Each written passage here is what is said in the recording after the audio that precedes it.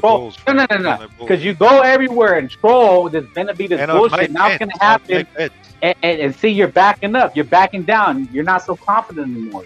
That's what I'm saying. You're You're scared exposed, to bro. bet me. You If you're bitch so out. confident that it's never gonna happen, then bet the house, bet everybody, put it all on I'll the line. bet it with you. I'll bet No, it no, with you. no. That's not the No, deal, yeah. bro. So who's Because you backing wanna down now? come Who's here, you backing wanna down go to now? Who's backing and down you're now? not willing to put it on line. Are you scared of the train? Because we want to Okay. win a train on you, bro. It's like you've been begging it for months and months. You're begging for the train, bro. We want to gangbang you. That's what we do here. We gangbang. We run trains on these guys. Jonathan and Joseph got trained on, and you're not. Getting called out in chat. We're gonna run a train on you, bro. We're running a train on you. You want to give it up? I'm giving you a chance. Put it all on the line. What do you sound like a girl? You said never, never. You know, never is a long time. Are you really so what do you? If you're that confident, put it all on the line, homie. We want to run a train on you. A woman in Put it all on the line, fucker. It's crazy. You're not. Now this guy's demanding I bet, but he won't bet you himself. said it was never going to happen. Then bet everybody. If you're that confident, bet the house. Are you willing to bet the house? I doubt you have a home. I think you're the mental institution. There you go. BDA is here. He knows. I'm telling you, bet the house. Bet the house, brother. You got a house to bet. You got a car to bet. Bet it all, brother. Like, let's see some receipts. Bet it all. If you, because you're saying never. If you say maybe a year or two, blah blah blah, you're saying never gonna happen. Never's a long time.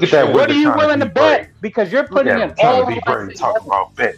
But I've already bet a couple $1,000. I've already bet a couple $1,000. We got OG baby. Is it OG baby? Shut up. What is it? You on the internet talking about bet. What are you willing to bet? Do you have any money to bet?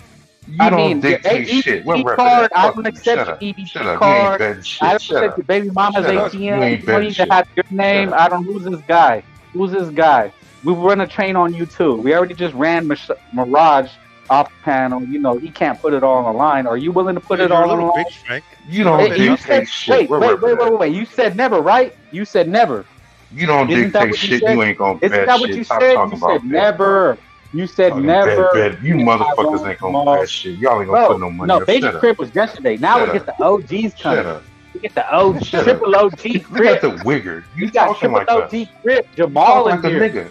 This fool, talk like a nigga. OG Crip. You talk like a nigga. You talk like a nigga. You talk like a nigga. You talk like a nigga. You know that's white. Hold up. No hardy art. Yo, let me say something, bro. Look, let me say something. Why are guys so shook? The fight's happening. Canelo versus Benavidez. Canelo versus Charlo. Yeah, there's literally no fucking assessment. There's no assessment, bro. You're scared. You're scared, bro. You're scared of the fight happening. I don't understand. This is a fucking day of joy for me. I'm excited. Mirage, I'm surprised you're not excited. Overgrown is straight up a fucking crybaby. He's just out here on some hater shit. He's out here on some J-Cat shit. I'm surprised, dude. What's going on here, dude?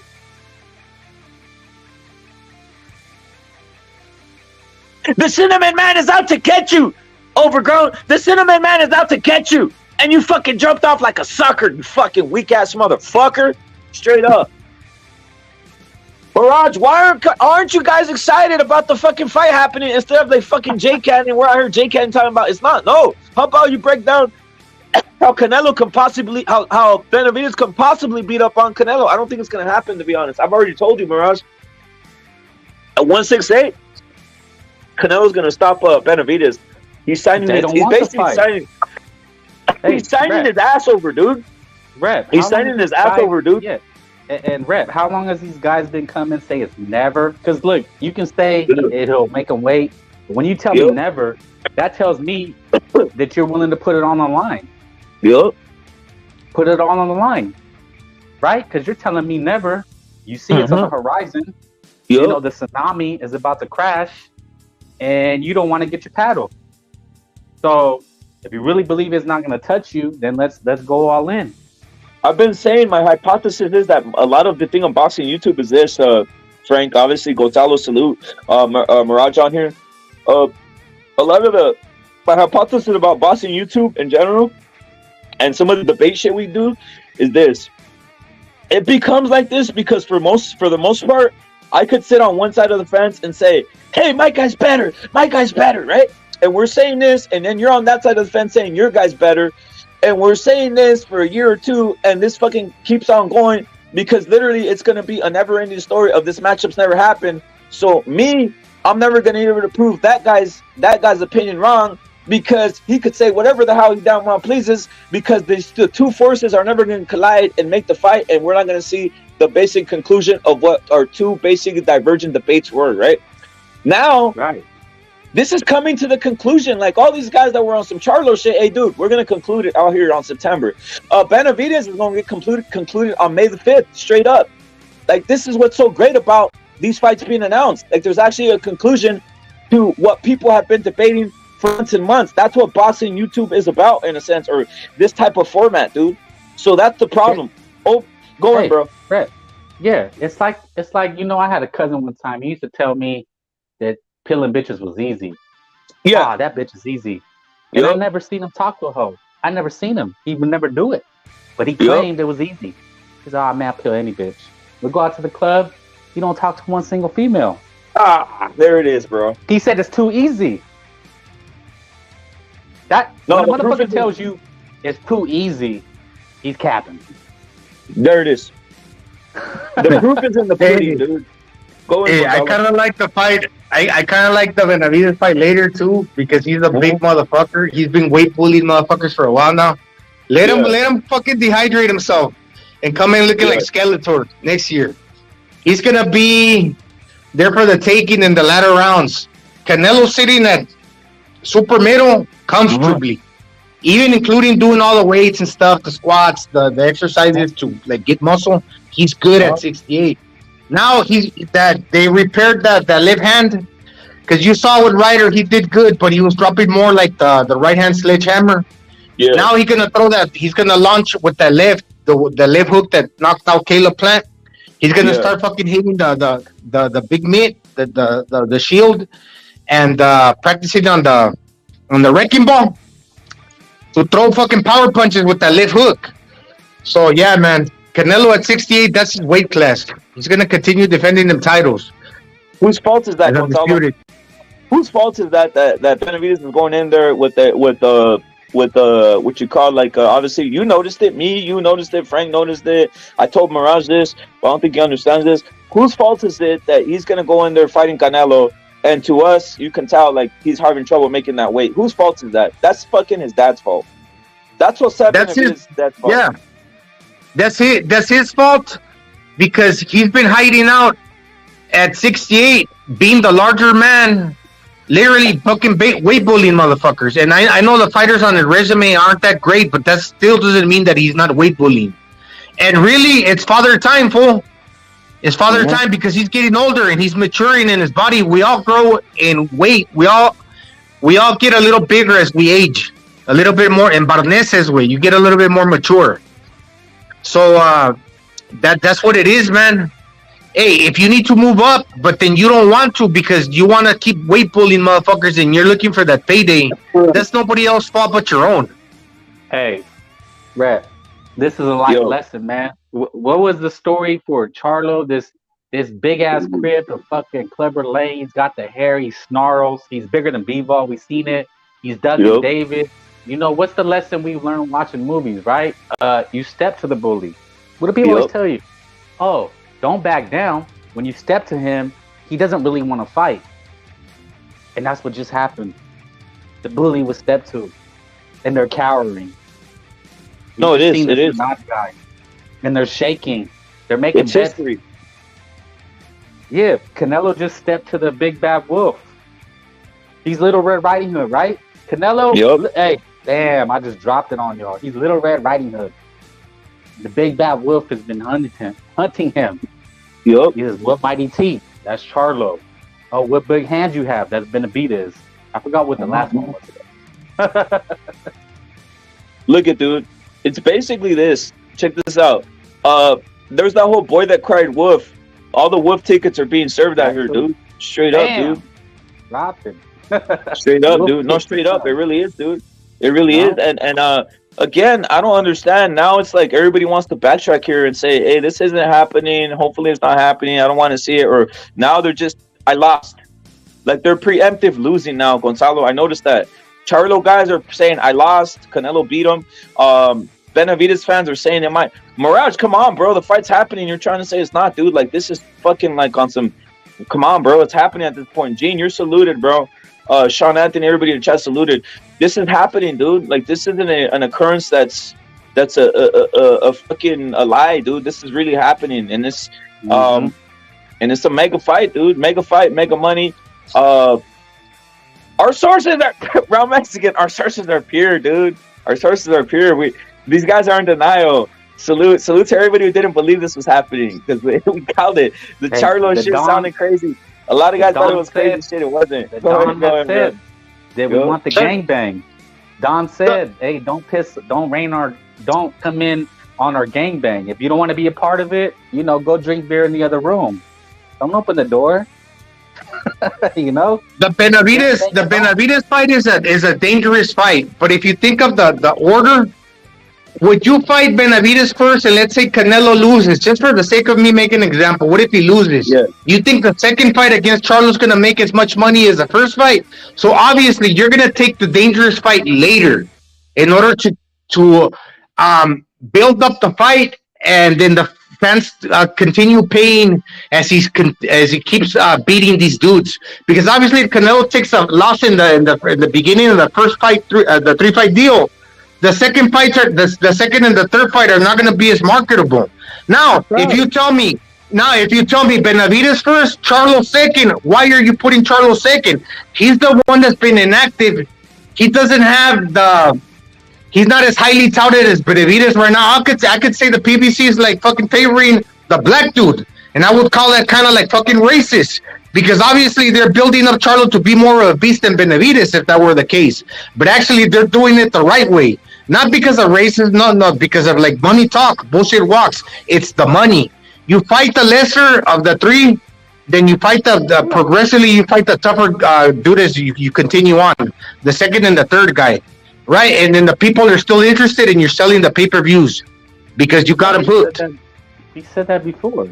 It's like one of the biggest franchise ever was Batman, right? You roll out a lesser character, the Penguin, then you give the Joker, and then you bring in the final boss. You got to sell 3 movies. Exactly. That's it right there, Frank. That's exactly it right there. Yeah, man, but we're getting it. That's the crazy thing. Look, man, you're getting the shit, and now you're complaining, which is wild. I'm like confused right now. Look, it's like the Fast and the Furious. Paul Walker died. They killed off the character, but they're bringing him back. No. So why are you going to bring him back? Well, that's kind of weird. It's like right here. You can't kill the character and all of a sudden like, oh, dude, how are we going to bring him back? It's real hard to do. Only in the movies you can pull it off. But in real life, yeah, you can get the rematch. But if it's a competitive, exciting fight, maybe... For example, Canelo Triple G, or a great fight in history where the fight's that good. And you still got to leave that possibility open. Like Benavidez, Canelo 2, if the fight's that damn close and it's a real good fight, hey, make it happen the third time. And fuck Andrade, because ultimately, these fools that are potentially going to get the second and the third fight, I don't know in what order or who those are for sure, shit's going to change. It's going to reshuffle because those fighters got to fight other guys unless they're fighting fucking like tomato cans and stay busy fights. That won't really benefit them either. If they're going to face Canelo, they got to prepare because Canelo's preparing against good competition to come in sharp. If those fools fucking take tomato cans and stay busy fights, they're not gonna come prepared to fight Canelo. You're going from a tomato can to a beast. That's what I'm saying. Yeah, man. The rule of thumb in life is expect the unexpected. So yeah. So Benavidez got to fight a tough fight. Andrade got a tough fight. They got a tough fighters, and in the end of the day, they might end up losing. So that might end up getting reshuffled. We don't know who's gonna be in their moment 2-3 fights from now, but you all of a sudden you're gonna say, oh, I expect Canelo to win all the time. Well, maybe, but you put him in order because he's the cash cow. You put Benavidez first, fuck around that fight. You don't know what can happen, man. But even if he wins, okay, he beat Benavidez. Why do I want to see him fight Charlo next? He already beat the best dude in the division that your company PBC's got to offer. Why am I gonna go from that to a hand-me-down? No, Gonzalo. Benavidez. I just fucking told you, Mirage, and I wasn't even talking to you. Benavidez has to wait until the end. So 2 guys who are ranked below him are going to get the shot first. What if they beat Canelo? What happens then? No, they're easier for Canelo to beat. David Benavidez is a tough fighter, and you're acting like Benavidez. You're acting like Benavidez is 30 years old, fool. He's fucking 24, dude. It's all about Canelo, dude. You've got fucking rankings. You've got mandatories. Canelo can't just fucking do what he wants. Like, he's been fighting the mandatories and the world champions. What are you talking about? Hey, David's the mandatory. He needs to Who fight has Benavidez fought? Romero Angulo, fucking Ronald Graveo, fucking Rashidi Ellis, not Rashidi Ellis, but the other dude. A 54-pounder. Motherfucking Caleb Plant, Canelo's leftovers. Okay, that's a good win, but that doesn't that dude's no world killer, dude. Dude, that's just no fucking world beater. You're acting like fucking Caleb Plant is fucking Ernie Shavers or somebody. Look, man, you don't believe in like earning a shot. Like, how many months are you going to cry? How many months are you going to cry about this? He's ranked number one. He's ranked mandatory. It's done. How many months are you going to cry about this every day? Are you going to cry about this every day? Like, just tell us every day, and I'm going to cry. Benavidez is 10 years younger than Canelo. I mean, when Canelo's 34, 35, Canelo's going to fight. Benavidez is 20. You're going to just keep crying about this. 24, 25, maybe 9 years younger. You think Canelo's going to fight David when he's 35 years old? Really? No, I didn't say that. I said Canelo is 9 years or 10 years older than Benavidez. Why are you crying about a fight happening from? I just laid it out for you, fool. He wants to do what you said. He's hoping Benavidez can't make the weight. He's praying to God so he can move up, and then he's out of the way. That's what he wants. He wants to wait him out. That's cowardice. That's a bitch ass motherfucker. And Frank talks about stepping to the bully. How the fuck is he stepping to the bully when he's fighting somebody else? Are you going to cry about this till September? From the bully like a and bitch. then when they announce the Benavidez fight, you're going to cry about Are you going to cry about this all the way to next year? He's running from the bully. He's a bitch like you. Thank you. Okay, well, it's going to happen. He's going to fight David. Are you going to cry about this till next May? There's an order that you have to earn the fights. Canelo doesn't just say, "Oh, I'm going to fight mandatory. I'm going to fight everybody else." That's bullshit. So are you going to keep crying? Like, you're a broken record at this point. We've heard you. We heard you say it was never going to happen. Now you realize it's going to happen, but because it's not next, you're crying. So what's your next narrative? What is your next narrative, bro? Are you going to keep crying about this till September? Right? Get us to September. I think Green Day made a song about September. Is this your answer to the problem? Look, he's going to fight David. That's why he did a three deal. It's gonna happen, bro. It's the biggest news in boxing, and you poo-poo it. My goodness, this guy Minaj, bro. I mean, we're gonna hear, dude. I don't know, man. I don't know how anybody could listen to a broken record, but the guy's a broken record. The only thing he said was, "It was never gonna happen." Think about that for a minute. It was never gonna happen. Now he's saying, "Well, why is he not next?" You know, his little kangaroo fucker voice. It's not next though, bro. It's gonna happen. So keep crying, bro. I don't know what happened to you. Maybe your minutes got cut off. Can people hear me? I hope I'm not talking to myself. Yep. Well, Mirage wants Canelo to fucking fight David Benavidez next. Okay. But then, okay, I just explained why. You got to keep, like you said, Frank, got to keep the people entertained for the what happens down the road after the first fight. And the second and the third fight contract deal, I mean. But at the same time, as Mirage, or you got to wonder if Benavidez is scared of losing. Because he might be slated to fight him down the road. But if he takes a loss, hey, he might end up losing that spot. Yeah. That's what I'm saying. That's what other people don't want either. They don't want Benavidez to lose. I mean, it's all risky. It's all a risk, right? It's risk versus reward. We already know how this boxing game works.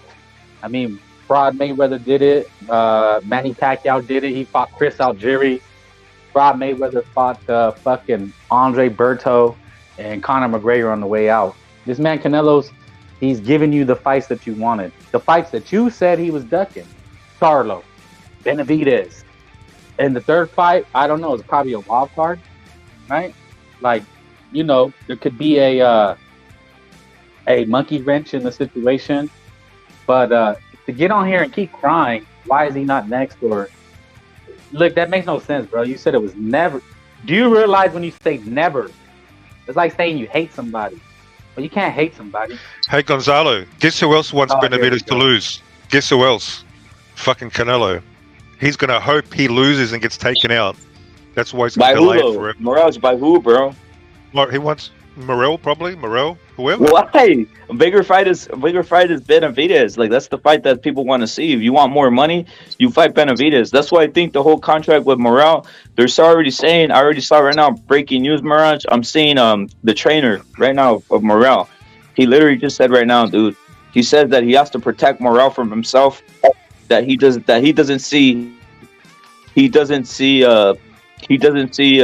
Morel versus Benavidez coming here soon. So I guess what they're gonna do is this. This is my assessment. It's all right. It's on Jose Benavidez Instagram. So check this out. So what I assess, no, he literally dropped it right now. So what I assess is this, bro. They're holding David Benavidez out because they're doing what you said. They're doing what you're saying. They don't want him to risk taking the Lau and kind of taking that fight downhill. So what they're gonna do is just hold him out till May 5th of next year. So that's more evidence that the fight's already actually happening. David's fighting in October, man, for sure. Trust me, he's going to fight. No, he's not. They pulled him out. If he fights anybody, he's going to fight like a tune-up or some bum that he knocks out, dude. It's a wrap. Munguia. No, he's not, bro. Come on, he's not going to fight Munguia. That's too dangerous for him. You're not going to look at if I have the money. No, Mirage, look, if you have the money ready, the money fight is Canelo, you're not gonna risk it. You're gonna throw a bum, you're gonna throw some guy that you can knock out. You're not gonna take any risk. You're gonna keep him just active and move him in the Canelo fight for the mega fight. Trust me, that is a big fight. May 5th, Canelo versus Benavidez is a fucking huge fight. Straight up. I think that. Have my money ready, Mirage. Hey, have my money ready. You fucking kangaroo fucker. You inbred piece of shit. Don't make me hunt. I'll go all the way to Australia. Hold up. How much money's owed? Scientist, how much money's owed? How much does he owe you, bro? $1,000. Oh shit! Did you really bet him 1,000, Mirage? Don't deny it, bitch. I heard it. I was there. That's crazy, bro. Yeah, where you at, Mirage? I'll hunt you down on every channel. Wherever you go, I'll go. If I have to go all the way to Australia, kill all your kangaroos so that you can't have sex anymore. You're not gonna have a sex life, you kangaroo fucker. Piece of shit. Let me ask something. Mirage, do you have because obviously the bets are cracking off. Do you have are you using PayPal? What are you using to pay? And same thing with Boston Science, everybody else. What are you guys using to pay on these like bets, bro? Cash App, ese. Oh shit, Cash App. And how about do you have that over there, Mirage, or no?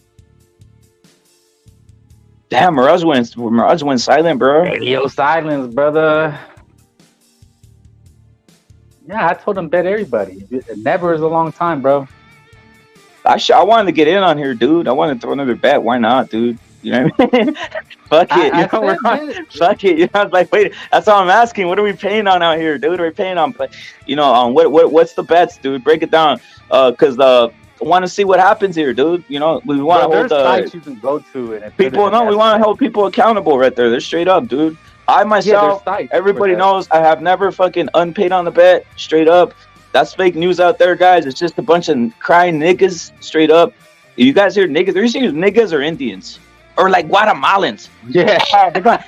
It's call center. No, you're not a Carnal. You're a fucking Guatemalan. Get the fuck out of my face, homie. I paid every bet. Everybody knows. And I'll say something else. I'm actually owed 5,000 out here. Straight up, homie. I'm owed 5,000. Bill Haney, you owe me fucking 1,000. We know what time it is. Knockout Ned, you know what time it is. You saw it. You were there. A lot of fools were here and there when they saw the Bill Haney rep it bet when I had Canelo beating up on fucking Plant. This other crip owes me 2,000 from fucking Canelo. But guys are right here fucking doing weird shit and talk about rep it. Fuck you, motherfucker. Straight up. Fuck you, motherfucker. Straight up. You guys know what time it is. Straight up, it's fucking falsification. Yeah. And by the way, it's only blacks and like Guatemalans with fake, like some weird like voices like that are fucking that we kicked out, that we fucking raped and did all this weird shit. Like I said, yeah, Rep It has a past. Yeah, I was a fucking, transporting Guatemalans and these fucking scumbags and pissing on their face and all this shit, getting a couple G's here and there. Fuck you, motherfuckers. That's how I treat you Central American motherfuckers. I'm fucking pee in your mouth. And I fucking fuck your sisters, you fucking dirty ass motherfuckers. Straight up. Fucking dirty ass motherfuckers. Straight up, dude. But like I was saying, Mirage, you gotta pay, dude. Hey, Mirage, pay. These dudes are out for blood, dude. Mirage, are you there? These dudes are out for blood, dude. They just want their money, dude. Straight up. That fool scared of me, dog. I run him off every panel, dog. He's fucking scared. No, he's here. He's here. He's here. Oh, he is? He's listening. What a weirdo. He's just listening. I mean, Errol, salute to that, bro. That's what I'm saying, bro. These guys are out here fucking perpetrating all over fucking bossing YouTube, bro. That fool VA. Yeah, VA money, you're a bitch. Straight up. VA money, you're a bitch. We get the fucking receipts on your bitch ass, too. You fucking 30-ass those crip. baby Crips make Straight bets up. last night? They weren't even winning the bet last night, huh? Those baby Crips. They tried to dude, I'm gonna advise everybody, guys. Don't bet the Crips out Brett. here. Don't bet the They was Crips, on bro. some, They don't pay, homie. Straight up. Did you ever see American Sniper?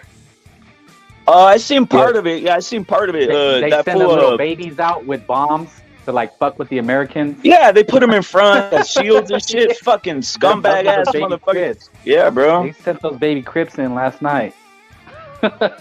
Fucking some little baby suicide bombers in here. What happened to Mirage? Don't duck it, bro. It's right here, bro. They're asking. They want to know. I don't even know what's going on. They're saying, and I agree. I believe them. These dudes aren't gonna lie about the bets. I believe Mirage. I think Mirage has a bet over here too with the. They got a bet. I seen it. I heard With it. J Money. I believe you, bro. You don't even tell me, but J Money straight up. J Money re-ran him. I ran. Mirage. I kicked J Money out of here, dude, because he wasn't paying some shit. I said, get the fuck out of here, right? With the fucking bet. I was like, get out of here, J Money, you fucking scoundrel, you bitch ass motherfucker. I kicked him out of here, right? Now I guess he's back. I think he's saying, hey, I'm back, bro. Like, what the fuck? The thing was never back, bro. So I guess he wants his money now, dude. Straight up. Shit's crazy out here, bro. This is what it's gonna turn into, though, bro. It's gonna turn into like a fucking mega Crip war, dude. It's gonna be Canelo on one side and then all the Crips on the other side, dude. And then they're just gonna like fucking let it rip and shit's gonna go crazy, bro. That's why I want to go over there. I don't need fuck that. I'm actually glad, dude. I'm just keeping it real. Glad there's metal detectors in these fights, bro. Because you don't want to go in there, you know. Next thing you know, you're chilling, you're drinking a beer, maybe you're 10 beers in and shit. Next thing you know, some guy puts a gun to your neck, you know, shit like that. At least you fucking just do the whole fucking. You ever seen that shit, Krav Maga, Frank? Yeah, I used to be in a gym. What is that? You know what Krav Maga is, bro? It's Israeli Special Forces Unit. Yeah, it's those motherfuckers. No, they specialize in like when someone pulls a weapon on you, bro. You say, dude, and next thing you know, you got the gun and the Glock in your hand, bro. Yeah, that type of shit. Stevens Seagal shit, like also Steven Seagal. Yeah, you gotta master Krav Maga out here, dog, in the streets, bro. This motherfucker on some like pulling a weapon.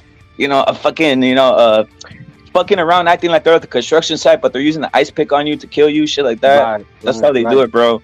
That's gonna hit you with the ketchup bottle. Like, yeah, fuck. You know, they reach that's for the old. There. Hey, Frank, that's the old excuse. The old excuse is like you walking down the street and to get away from it, they're like, hey, the cops like, what are you doing? Oh, it's because I work construction. You literally got like a machete, bro. Shit like that. That's a good one. You know what I mean? They're like, what is this? No, this is actually a tool. I'm going to a construction site right now. What are we doing here, bro? Straight up, dude.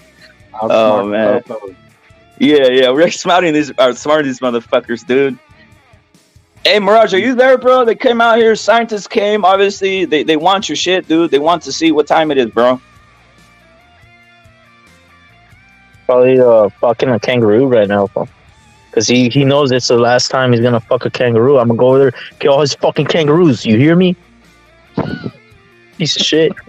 Hey, is there any payment plan or anything like that, or no? Is it straight? You want the 1,000 and that's it, or is there a payment plan that you can do?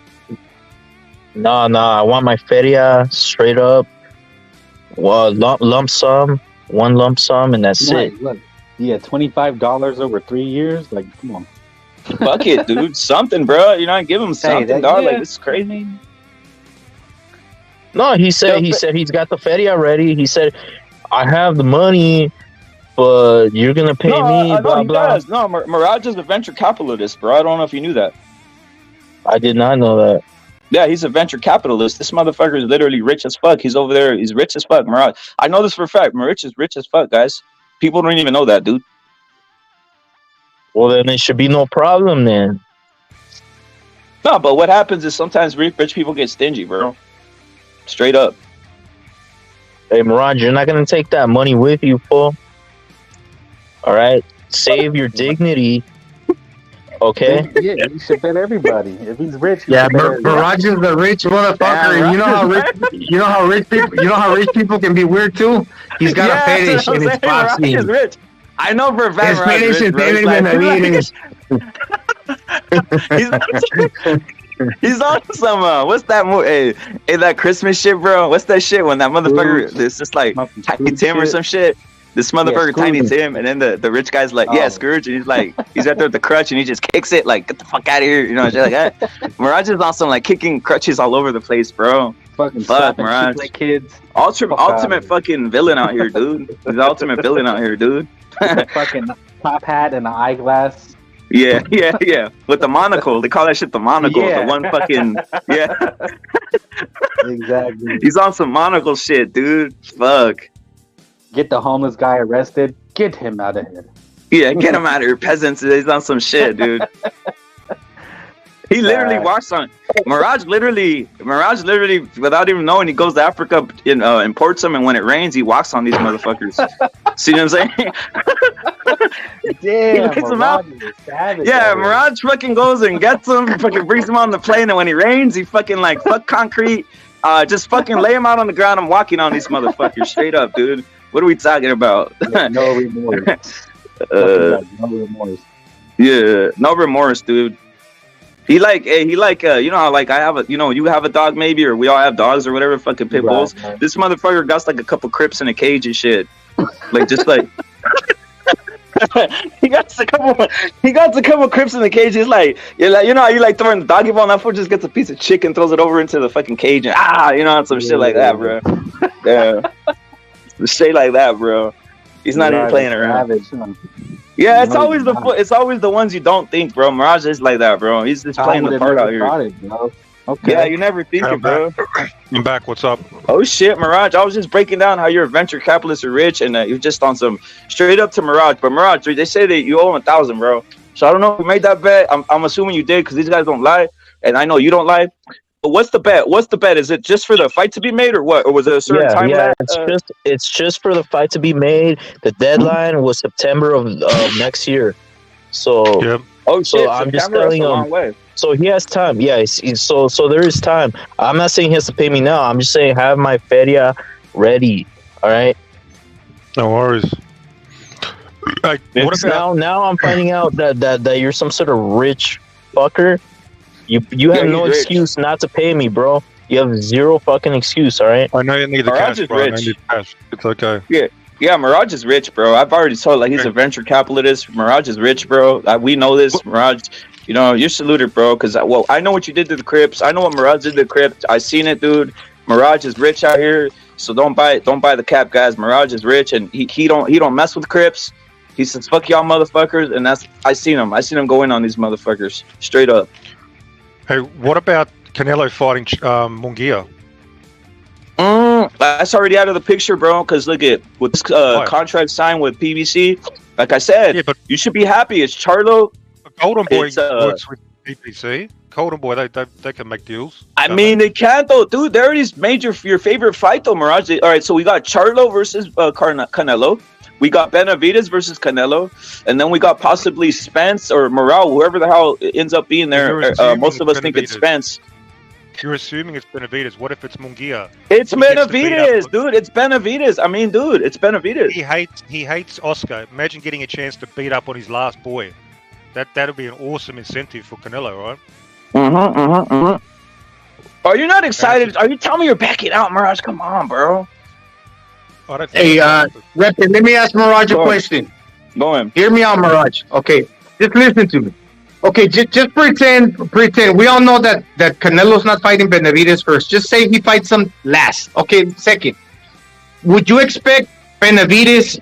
Would you expect Benavidez to get a tune-up before the Canelo fight, or would you be okay if he fights a tough guy? I'm just asking. Oh, a tough guy like who? Morel. No, well, I'm asking you. You pick. You expect him to fight a tough guy or a tune-up just to be on the safe side?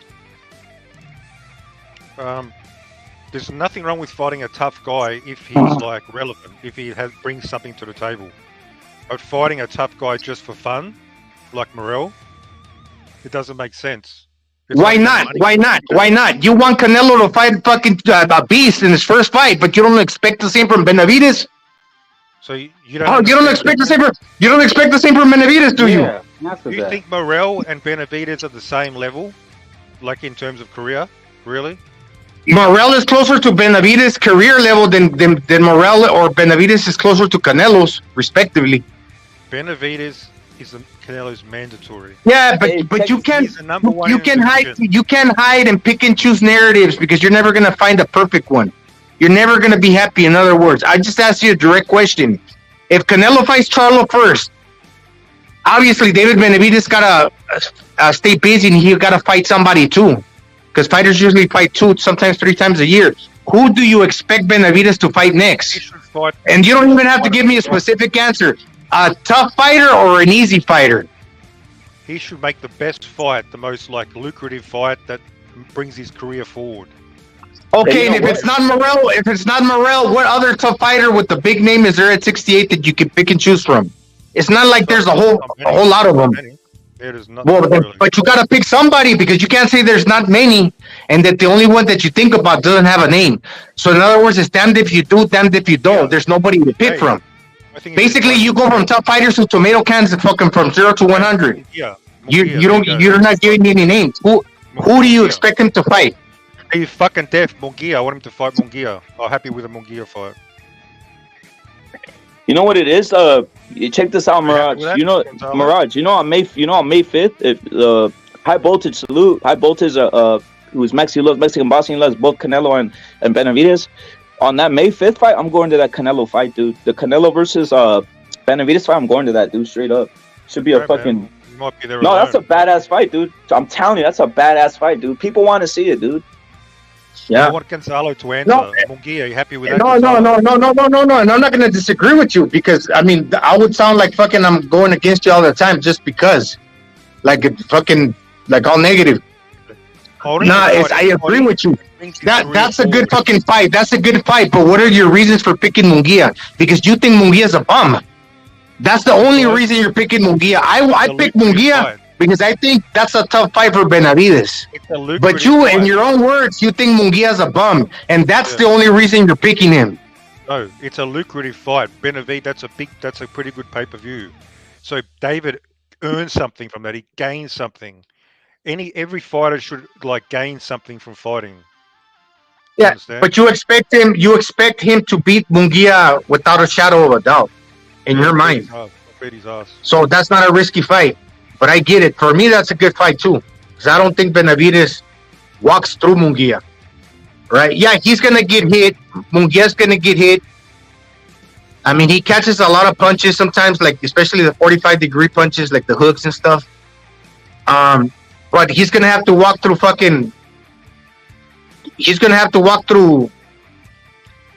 fire in order to beat fucking Munguia. It's a tough fight. Munguia's not a big power puncher. Good, decent punch, but he throws volume. He's like Benavidez with less power. Similar sort of puncher. He's not a heavy-handed fighter. Are you impressed with Morrell though, Mirage? Because I think I'm just like it's whatever. Morrell's all right, but good eye test. I'm not, right? bro. It looks good for the eye. Good eye test. I don't think so though, bro. Look, I'm gonna tell you something. I think for Benavidez, he knocks that guy out like in 2 rounds or something. That's why, like I said, I broke the news right now, Mirage. That fight's not happening Morrell. Literally, the coach. What's the coach's name, Gonzalo? The coach that Ronnie Shields basically put out a statement. He says that. Hey, that quote's from a year ago, bro. No. He pulled out another one. It's another one, and it's not me. You know how you say you believe guys? It's straight up Jose Benavidez Sr. putting that right now recently, like 10 minutes ago. Quote. He's using a quote. Oh, you went and checked. You went and clicked on it. I did. Yeah, I've seen that quote. Did you see the chat? Did you see the chat though? Did you see the comments? I started reading it, then I stopped. Hang on, I've still got it. Hang on. I think in the comments he addresses somebody, if I'm not mistaken, unless he erased it. He said, "Yes, it's a wrap. We're out of here with this. No more of this. We're on to the next thing." Munguia, man. Munguia is the fight. I want David to fight Munguia. I mean, I'll be impressed, to be honest, I'll be impressed if he fights him. I will. Okay. But that's not PBC. That's not PBC, No, Mirage. I know. It isn't. I know, but I'll be impressed. Hey, Gonzalo, I'll be impressed. Look, think about this. I will be impressed if Benavidez makes that fight when he doesn't need to, when literally they're having a Canelo fight for him. So he's just like, but that's not feasible. You got to be reasonable, Mirage, and I'm saying it because it's true. If he signed a 3-fight deal with the PBC, we cannot think that Benavidez is. That Munguia is one of those guys. No, he's David not. hang on. David had an interview the other day saying we're trying to get Munguia. Okay, he said it. But that was the other day, fool. You gotta be logical for it. That was the other day. The news just dropped, fool. The news just dropped. This ain't no David. This is no Benson. No, I'm not going to. I'm fucking going with the facts, dude. You're going with narrative. That was the other day, fool. Yesterday it was sunny. Today it's raining, fool. You think yesterday matters? No. It matters, yeah. No. Well, for my plants, maybe, but not in the real world. Look, I'm gonna tell you, you can't be fair weather fan. Okay, you don't think they can get Munguia on PBC? Then why is David saying the opposite? Oh my God, dude! Talk about narratives, dude. You're fucking leaping, dude. You're reaching, dude. We're trying to get Munguia. Dude, what's the reach? These motherfuckers have been fighting the PBC fighters. Oh my God, dude! Because you don't fucking. It's not even worth explaining you. These people, look, Repit just said it, dude. Fucking, ¿cómo se llaman?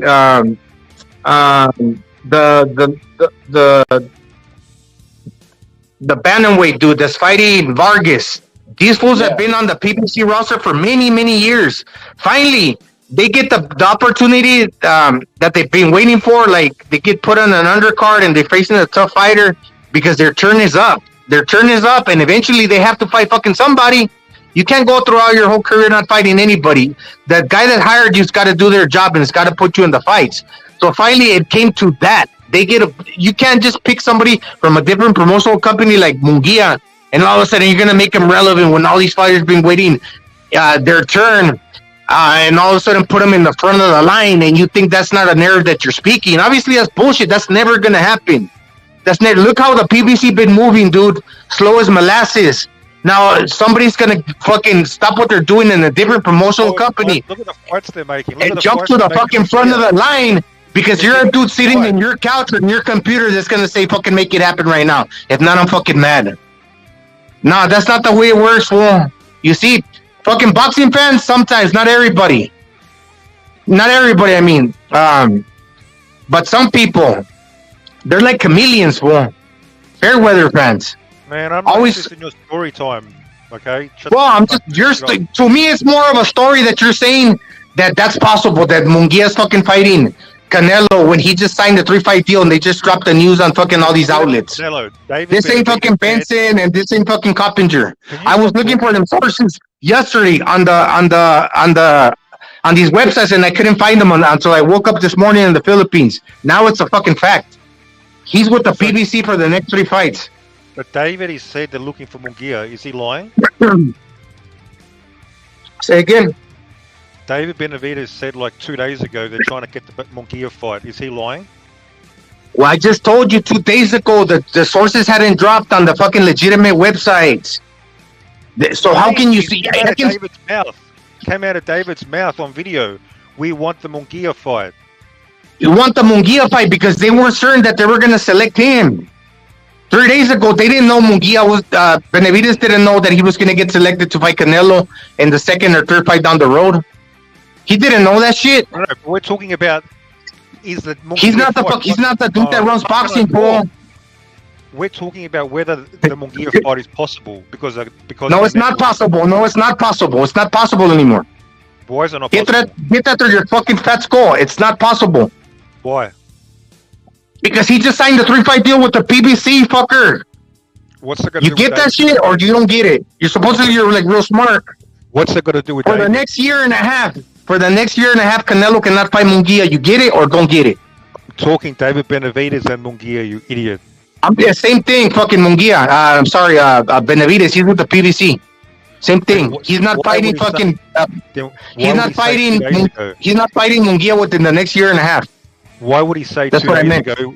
Why would he say 2 days ago we want to fight Munguia? He signed that contract months ago. No, he didn't sign it months ago. And 2 days ago is not the same thing as yesterday or today. Canelo Shit signed changes with daily. PBC today, not Benavidez. Benavidez signed like last year. With Yeah, PBC. but dude, last year a contract for a fucking fight is not the same thing as you signed to a promotional company for years back. These are two different things, man. You can't say, oh, because he was signed with the PBC 3 years ago, that's going to guarantee him that he's going to do what he wants and that Munguia's next in the 3-fight deal.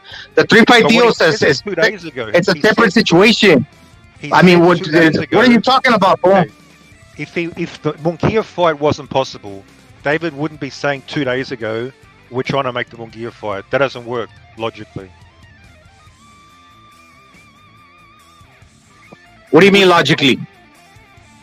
If the Munguia fight is not possible, David would not be saying we're trying to make the fight 2 days ago. Look, get this through your fucking head. All right? David Benavidez is not fighting fucking Munguia. Okay? So pick somebody from the PBC. Pick somebody from the PBC that Benavidez can fight next before he fights Canelo. And I would advise you to pick somebody tough to prepare for Canelo if you expect Munguia to win. Don't pick a tomato can. Stop talking shit. I'm just telling you. I would advise you stop defending Canelo.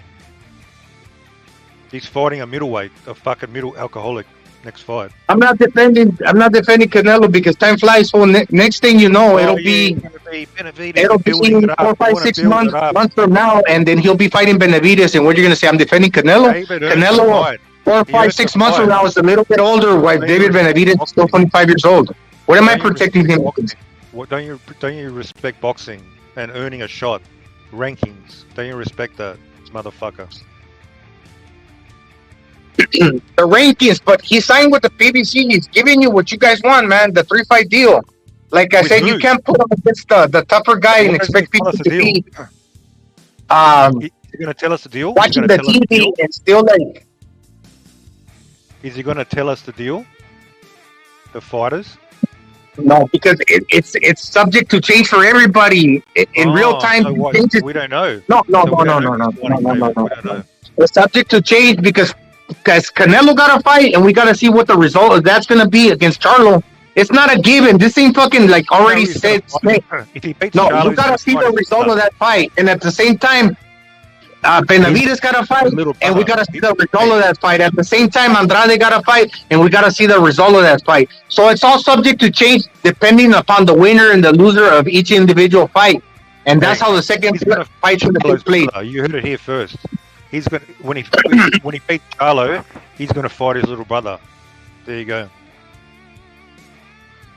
Well, I mean, if Benavidez wins, then I will tell you, okay, why is he fighting Benavidez? Instead of Benavidez, he's gonna fight Charlo. No, now you're lying. Now you're lying. You know he's the 68 champion, so he's gonna defend his title, and he's gonna fight the mandatory, who is with the PBC under the 3 new.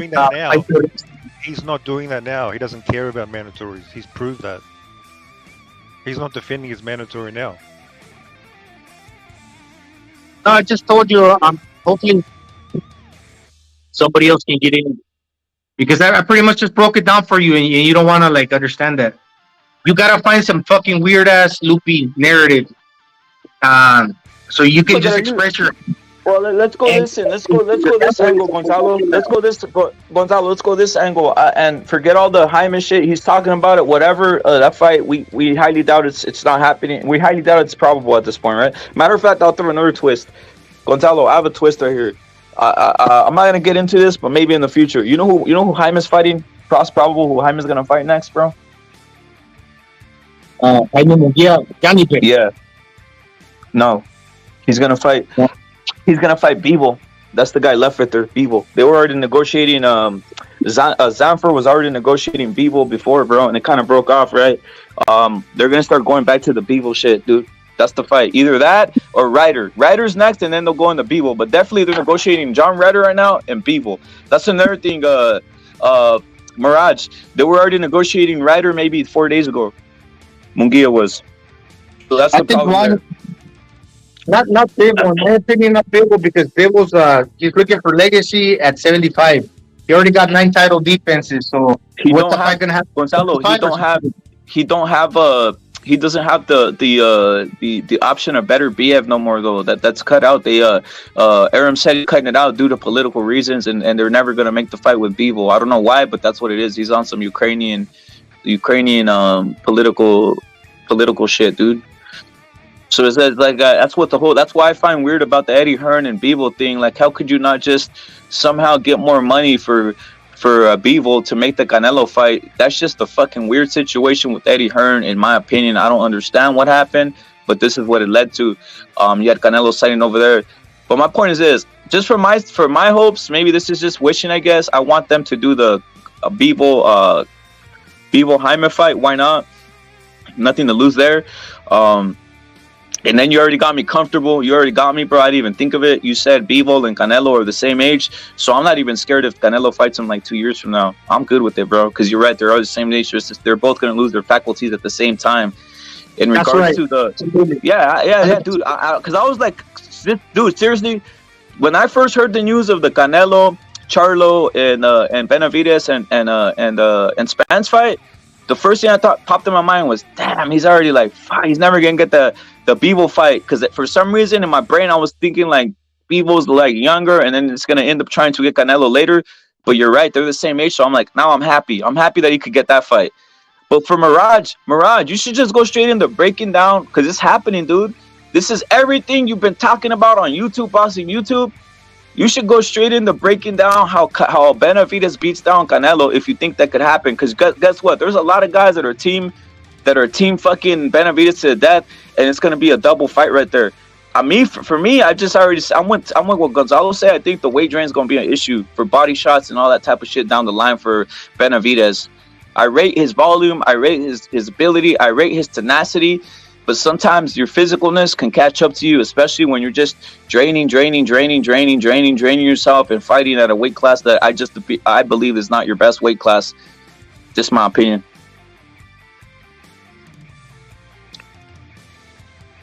Yeah, it's like you put an egg. I heard Alfonso Gomez speak about this one time. Just grab like a cup, a glass cup, and you put an egg. Like, let's say, okay, you fill it with water. If you shake that egg inside of the cup, it's gonna bounce back in between the walls of the cup. What the water's gonna do is gonna protect the egg from breaking. You empty that cup, and now shake the egg that's inside the cup. It's gonna break because it doesn't have any water to protect it on either side to cushion the blow or like for its volume. And it could move without. That's basically the brain. The brain, we got fluid inside our brain. When our head gets smacked around, we got that cushion or that buoyancy where it can protect itself. When it's when it's bone dry, it got nothing to protect against when it's moving back and forth. When the brain's traveling back and forth. Hey, but that's not Canelo's fault. They're going to leave us in there's advantages too. Such a big guy, you did a weight bully motherfucker, you did it half-ass hands. For him cutting down at that weight, there's advantages. There's big advantages for David Benavidez fighting at 68, but the price you gotta pay sometimes could be the fact that he's dehydrated himself. Well, he's still young. It's like partying. It's not gonna ride. It's not something that 100% is gonna be a problem with you. It's like young people. When you're young, you can drink, you can party, but then you can recover easy. Same thing with cutting weight for a young person. You can get away with it. You can get away with it much easier than an older guy. But there's definitely rewards to be reaped for him fighting at 68. Because if he were that tough, why wouldn't he just move up to 75? Because those advantages would become lesser. At 65, they're like more pronounced. He's actually those benefits might outweigh the negatives, the whole weight thing. He reaps a lot of rewards coming in at 68. He's a big dude. So let's not make it out to be that all of a sudden, because David Benavidez has to wait around like 6 months more, that's the end all be all. No, he's coming in with a greater advantage, and he's the larger dude. He's like 200 pounds. Hey, Gonzalo. the amount of money Canelo's getting here. I know people don't like talking about this. Must be fucking a stratospheric number. These fools, it's crazy, dude. I don't think we'll ever see another Canelo like this for Mexican boxing, dude. We're already seeing it. Like, I don't see fools coming up looking like this, fighting like this, the presence like this. I think this is one of those things, like maybe, like you said, 36 up to 36, fools have to enjoy what they're seeing out here. And taking into consideration that you got a guy basically dominating the sport of boxing and the world as being the face of boxing. This don't happen along. That's why I was gonna say, hey guys, whatever all the shit talk we do, just realize this is a special moment in boxing. We gotta always keep that in mind, where you got a guy like this, Canelo, who's the face of boxing, who's fighting, making all these contracts, being the face of Mexico in a sense, the sportsman. It's once in a lifetime, Gonzalo. Once in a lifetime. We saw with Chavez. Chavez obviously had his Chavez was a killer. He was the best. But what I'm trying to say is this: Chavez obviously at his latter stages, he had certain issues that kind of like derailed what he could even been. I mean, he's the greatest, but he could have even been even greater, right? So it's like Canelo's putting it together in a sense. I don't know if you get what I'm saying, Gonzalo. Canelo's putting it together out here. The package. Chavez could have continued on his winning streak, but he started doing dope. And at a certain point, if you win like for 13 years on end, you're gonna get kind of tired of winning, and people are always coming the best they can. The most they can come prepared to fight you because they know you're the champion and they've been contributing for a long time. So it's kind of hard to keep up with all them younger champions on the come up if you got a target on your back. With Canelo, just imagine what fighter that is like 5'8", 5'8.5", or which other Mexican that size, or any race, which other fighter that's 5'8.5" can go up so many divisions and be the best fighter in the world at the weight class. Pick me a fucking black fighter that's 5'8" and can fucking compete at 68 or be a champion, undisputed at that weight class. Or like European dude, anybody, maybe Lomachenko, but he's not a 4th division world champion. He started at 26, he's struggling now at 35. Pacquiao, little Filipino dude, he moved up 8 divisions. But a Mexican fool that's like, okay, now he's a 4th division champion. Just pick anybody else that's 5'8" and could be fighting at 168 or 75. There's nobody from any race. Yeah, man, he's on his Superman shit. I heard what you was saying, Rep. But that's what I said earlier, right? I said Chavez. If Chavez is the king, right? He's the king, right? He's king probably for all time. Like he's on some Prometheus shit, right? And then we had Oscar. What was?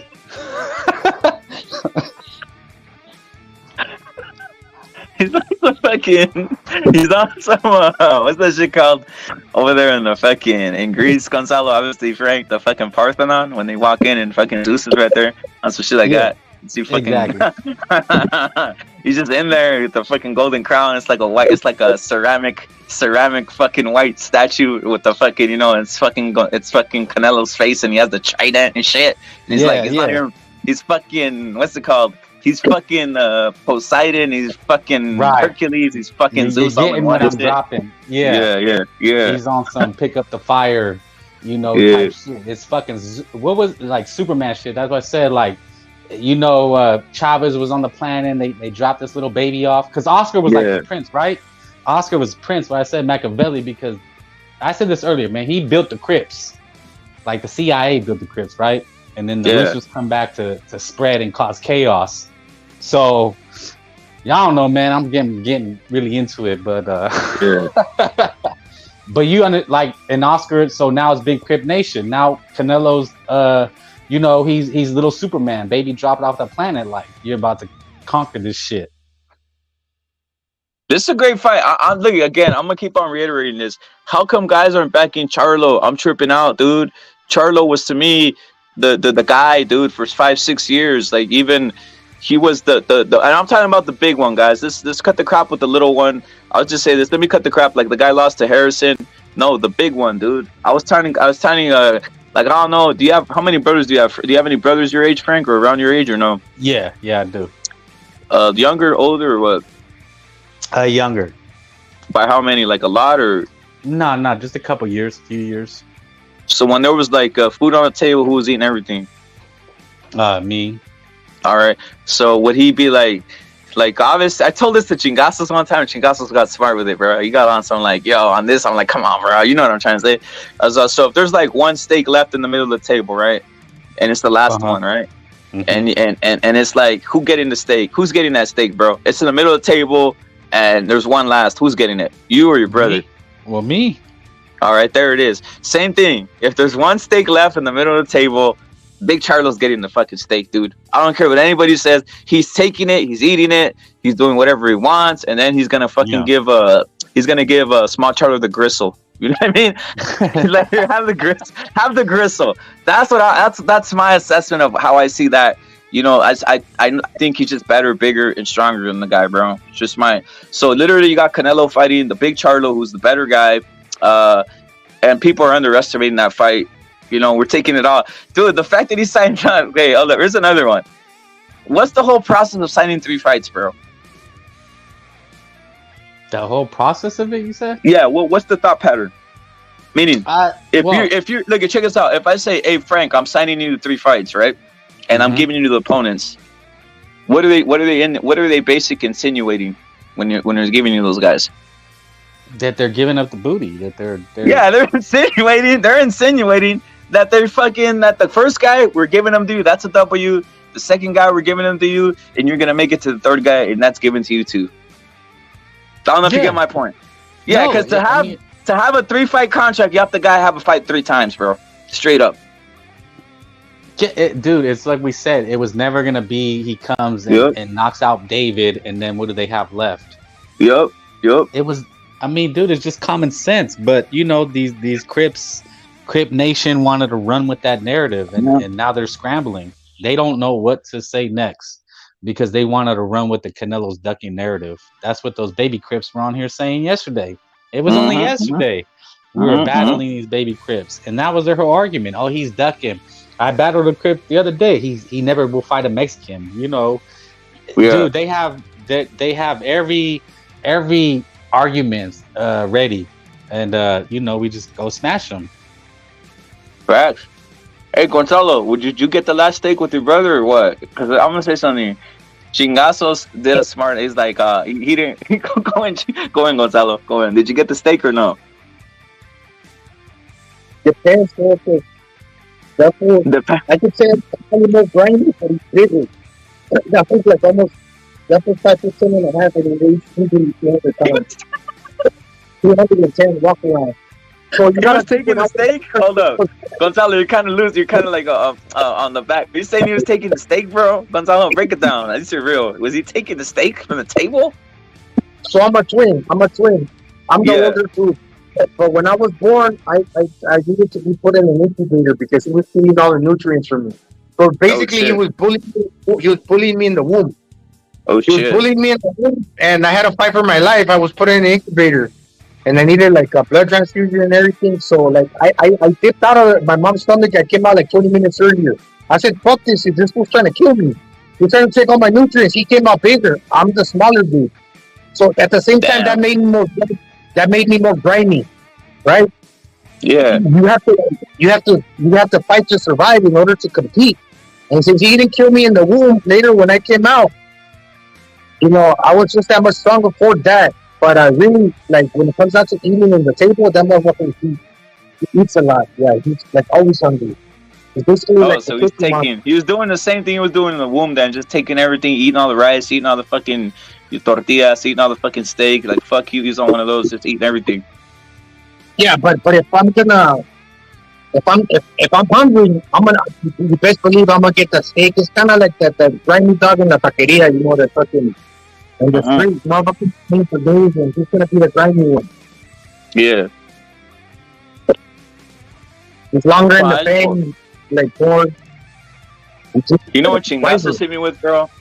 Hey, Gonzalo, Frank, you know what Chingasos hit me with, bro? When I asked him this question, this one, who gets the steak? I was trying to make the whole point, like, who gets the steak, right? Trying to prove a point, like, certain like sometimes happens like that. You know what Chingazos hit me with, bro? Gonzalo. He said, I was like, come on, fool. He's like, yo, hey, Reverend, I don't know. You grew up, fool, but at my house, no, so we weren't. We didn't need to fight over steaks because we had more. Teníamos comida. He's like, no, Reverend, you're poor. I mean, some shit like, look at Reverend, you're poor. You fight over the last steak. I was like, fuck, dude, it's funny. But it's like, no, the whole concept is who's getting the last steak, bro. It's not about like who the fuck. I mean, it's just obviously a metaphor, dude. Straight up. Right. Yeah, fucking wretching. I was like, yo, at my house, we weren't poor, bro. We weren't fighting over the last steak, homie. You tell me like that. I was some shit like that, bro. Yeah, but you're always still trying to do better. You're trying to get, like, if it was me and my brother, he'd get a Happy Meal and I'm going to get a Big Mac. Like, what, bitch? And I'm going to take your fries. I'm going to eat your fries, too. Like, just because. You know? Just to show him. There's this lady that used to live in the neighborhood. He had like 4 children, and they were big motherfuckers. One of the guys' name was like Chiquilin. In English, it would be like, I don't know, what would you call Chiquilin? Like tiny, basically tiny. And tiny, kind of like being, I think the word facetious is like basically saying he's a giant, but it's called tiny. They used to put a chain with a padlock on the refrigerator. I remember that there was a big ass lock with a fucking chain around the fridge. Yeah, that's the hood name, Gonzalo. The hood name, Tiny's always the big motherfucker on the bike, right? For like fucking Debo and shit. Like that's always a motherfucker like that, right? Chiquilin and shit. Chiquilin, yeah, definitely. Hey, as far as the whole PBC thing, guys, it looks like they're another 3-4 years, another survival mode, fighting for survival of it all, dude. You trust me? We've never been on the PBC shit out here, and I don't like the PBC, but they just figure out a way to sell their ass at the last minute.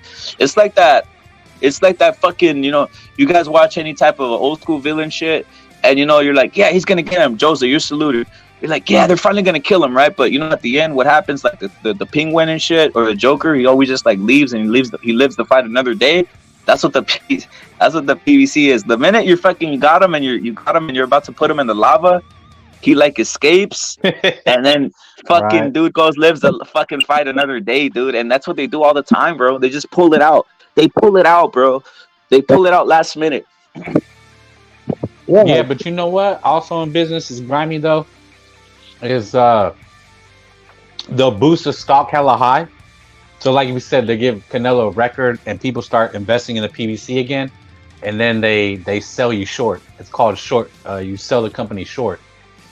So these guys pull out all the money once it comes in, and then the company goes belly up. So it could be that too. You can't kill the villain first, the big dog. You can't kill the supposed big dog. In their eyes, was a tougher guy. Obviously, that's how he's everybody. So David Benavidez. You can't kill the big boss first, then kill his weaker underneath David. What's the point of the game? You gotta kill that motherfucker last because hopefully he's a toughest. You signed a 3-fight deal. That's what people want to see eventually. A progression in the level of competition, and the end game would be to kill the big boss. And I know he's the younger guy, but we're talking about, in boxing terms, the most capable fighter.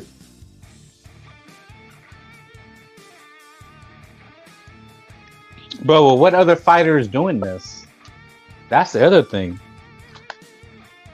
What other pound for pound fighter is doing this? Who's taking on all comers? I mean, these guys, Davina Hanke, he's trying to choose between Regis Prograis, who we just seen look bad. Who is Stank Davis going to fight? Supposedly the face of boxing. You know what it is, dude? Isaac Cruz again? No, you know what it is, dude? It literally proves everything that whatever they were saying wrong, dude. Like, it just, like, Canelo, it reinforced everything. Canelo's pound for pound, and it just proved all those guys there's nothing. It's like a weird, like, dynamic where these guys are pushing the Devin Haney shit, or even look at the T.O. Like, let's just keep it real. I don't want to just keep on, like, drop kicking the motherfucker, dude, but I'm a drop kick him. Teofimo, you're not the face of boxing, dude. You're literally retired and you're fake retired and you're not no face of boxing, dude. Straight up, dude. You're faking retirement and all this other shit. This is what happens. Yo, Frank, this is what happens, dude. People move on. People move on, bruh. People move on. They hit you with one of these and it's a wrap. They hit you with one of these and it's a wrap, dude. Exactly. And people, Canelo has the name, and the problem is the problem for everybody else, he consistently fights. He's not faking retirement out here on some weird shit, dude. Hey man, Consistency, it's like this, bro. You string a chick along, and you think she's never gonna leave or switch up, but you got another thing coming. Hoes will switch up on you in a heartbeat. So don't ever think you got it good, you know. You know, shit changes fast, bro. That's what we said the other day. This shit changes fast.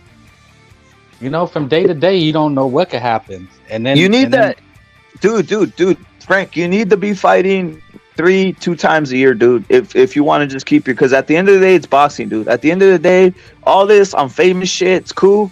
But the reason they're famous, the reason they call you, the reason they hit you up, bro, the reason they hit you up is they ask you, when is your next fight? That's what happens. And the next thing you know, when you haven't fought in a year, it starts becoming weird. It starts becoming weird. Those famous people around you. Mm-hmm. Sports is always what you've done for me lately. Yep. That's sports, bro. Sports in a nutshell is what have you done for me lately. I don't care what you did 2 seasons ago.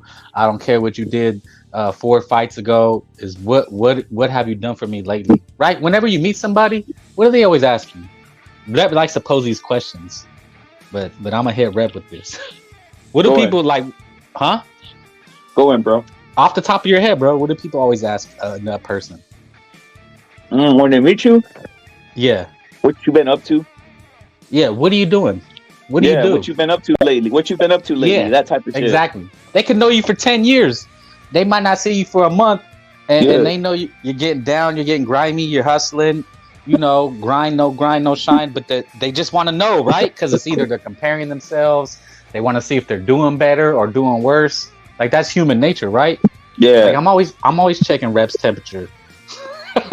Now I'm just fucking with you, homie. That's true, because look, if you also watch the pattern of how the PBC works, all their fighters are undefeated. They protect the O. Tina Plan didn't fight them when they both had their O because they wanted these guys to take their own route and become a superstar in their own right. Until Tina Plan lost, only then did he fight David Benavidez, and Benavidez won. Now you're asking Canelo to fight a tough fight. Because people are questioning why he's fighting Benavidez Tetu. So they don't consider Charlo a tough fight, but he's got the O. He's undefeated. When he beats Charlo, if he beats Charlo, which I think he will, he'll move on to fight another undefeated fighter. But then you cannot ask the same thing from David Benavidez to these fucking fans. As I was telling Mirage, because if David Benavidez fights a tough fighter in his first fight, prior to the second fight happening between him and Canelo, if he loses that O, what have you done for me lately? Basically, the PBC will not face him against another guy that's got another O before the Canelo fight, because that's not the way they move. So obviously, they're gonna take fucking like little fucking stay busy fights all the way up until they fight fucking Canelo, because they don't want to risk that O for Andrade and Benavidez. You know, because what have you done for me lately won't sell in their makeshift narrative that they sell to the people, to the casuals that buy the pay-per-views. Because you can't sell the fucking pay-per-view as much as you would sell it behind a fighter that's got an O, undefeated versus undefeated. That's the way they move. But not with Canelo, because Canelo already got a loss, but then really he's taking the tough fights. But he's the one that's fucking beating the guys with the O's. He's the guy taking the O's away from these people. But the opponents will always have an O.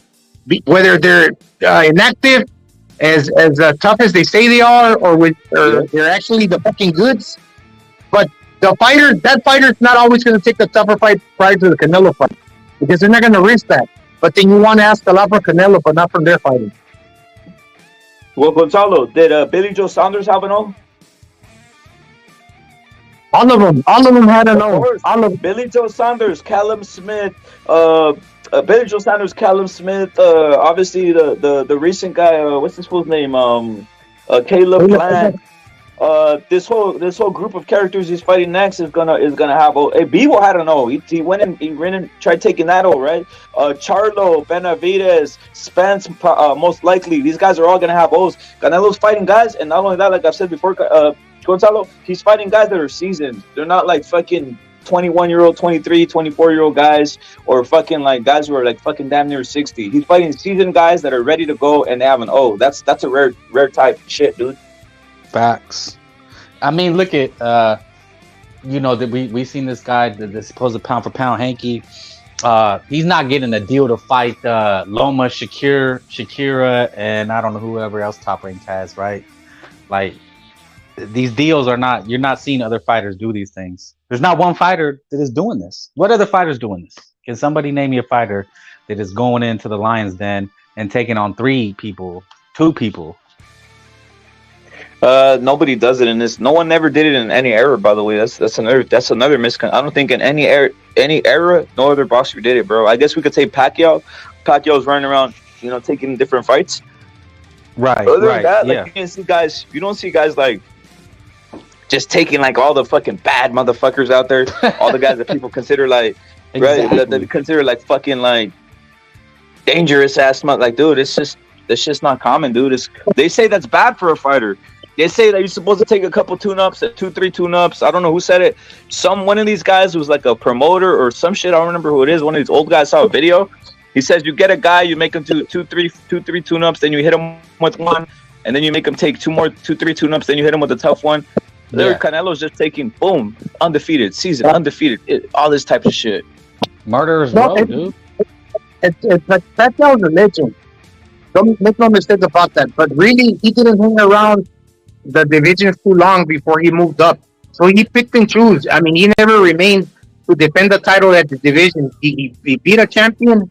He never fought to become like lineal most of the time, and never undisputed. So he didn't hang around that division and defended the title at those divisions. He fought at 40, and he said, let me jump up to 40. He said, I'm going to pick that guy. Probably put a weight class on him. Then let me move up to 54 and fight Margarito at 52. And for a vacant title. And I think I garnered my 8th division right there. He didn't stick around one division where Canelo's a smaller guy, staying in the division, cleaning the whole division up, becoming undisputed. And still running through these motherfuckers, because even Pacquiao, when he moved up, he wasn't as sensational in the knockouts against the bigger dudes. He was dropping them, he was hurting, he was still winning. But like I said, he wasn't staying in the division, staying at the division, fighting multiple times. Yeah, there's no plan B. There is no exit. You're signing up for basically leave and never return home. This is it. He's going in the war, trying to knock down all these guys. Hey, I don't want to, Gonzalo. I got a question, bro. Because Frank's been in the military. You've been in the military. Over there, Gonzalo was over there on that side. The whole Iraqi shit, was that the toughest? Like, was that tougher than Tijuana? What was tougher, Tijuana over there, bro? Yeah, I was in the middle of the student, like the whole thing was in the middle of the student being up to work. So that was crazy. It's like, yeah, we're still busy because it's always popping up. So, I mean, there's no dangerous, obviously. The war is no dangerous. I can't really hear him. Is he underwater? Maybe it's just my mic. No, maybe.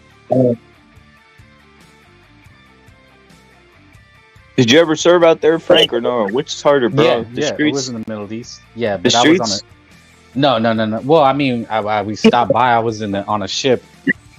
Oh, shit. Yeah, eating pancakes and omelets. Well, that's easy. I had it good, yeah. I had it good, man. Well, that, I mean... Did that alarm ever go off and they're like, yo, Russian submarine out here ready to fucking go off on your asses? Yeah, it's crazy. Called quarters. You bunker down, you get ready for incoming.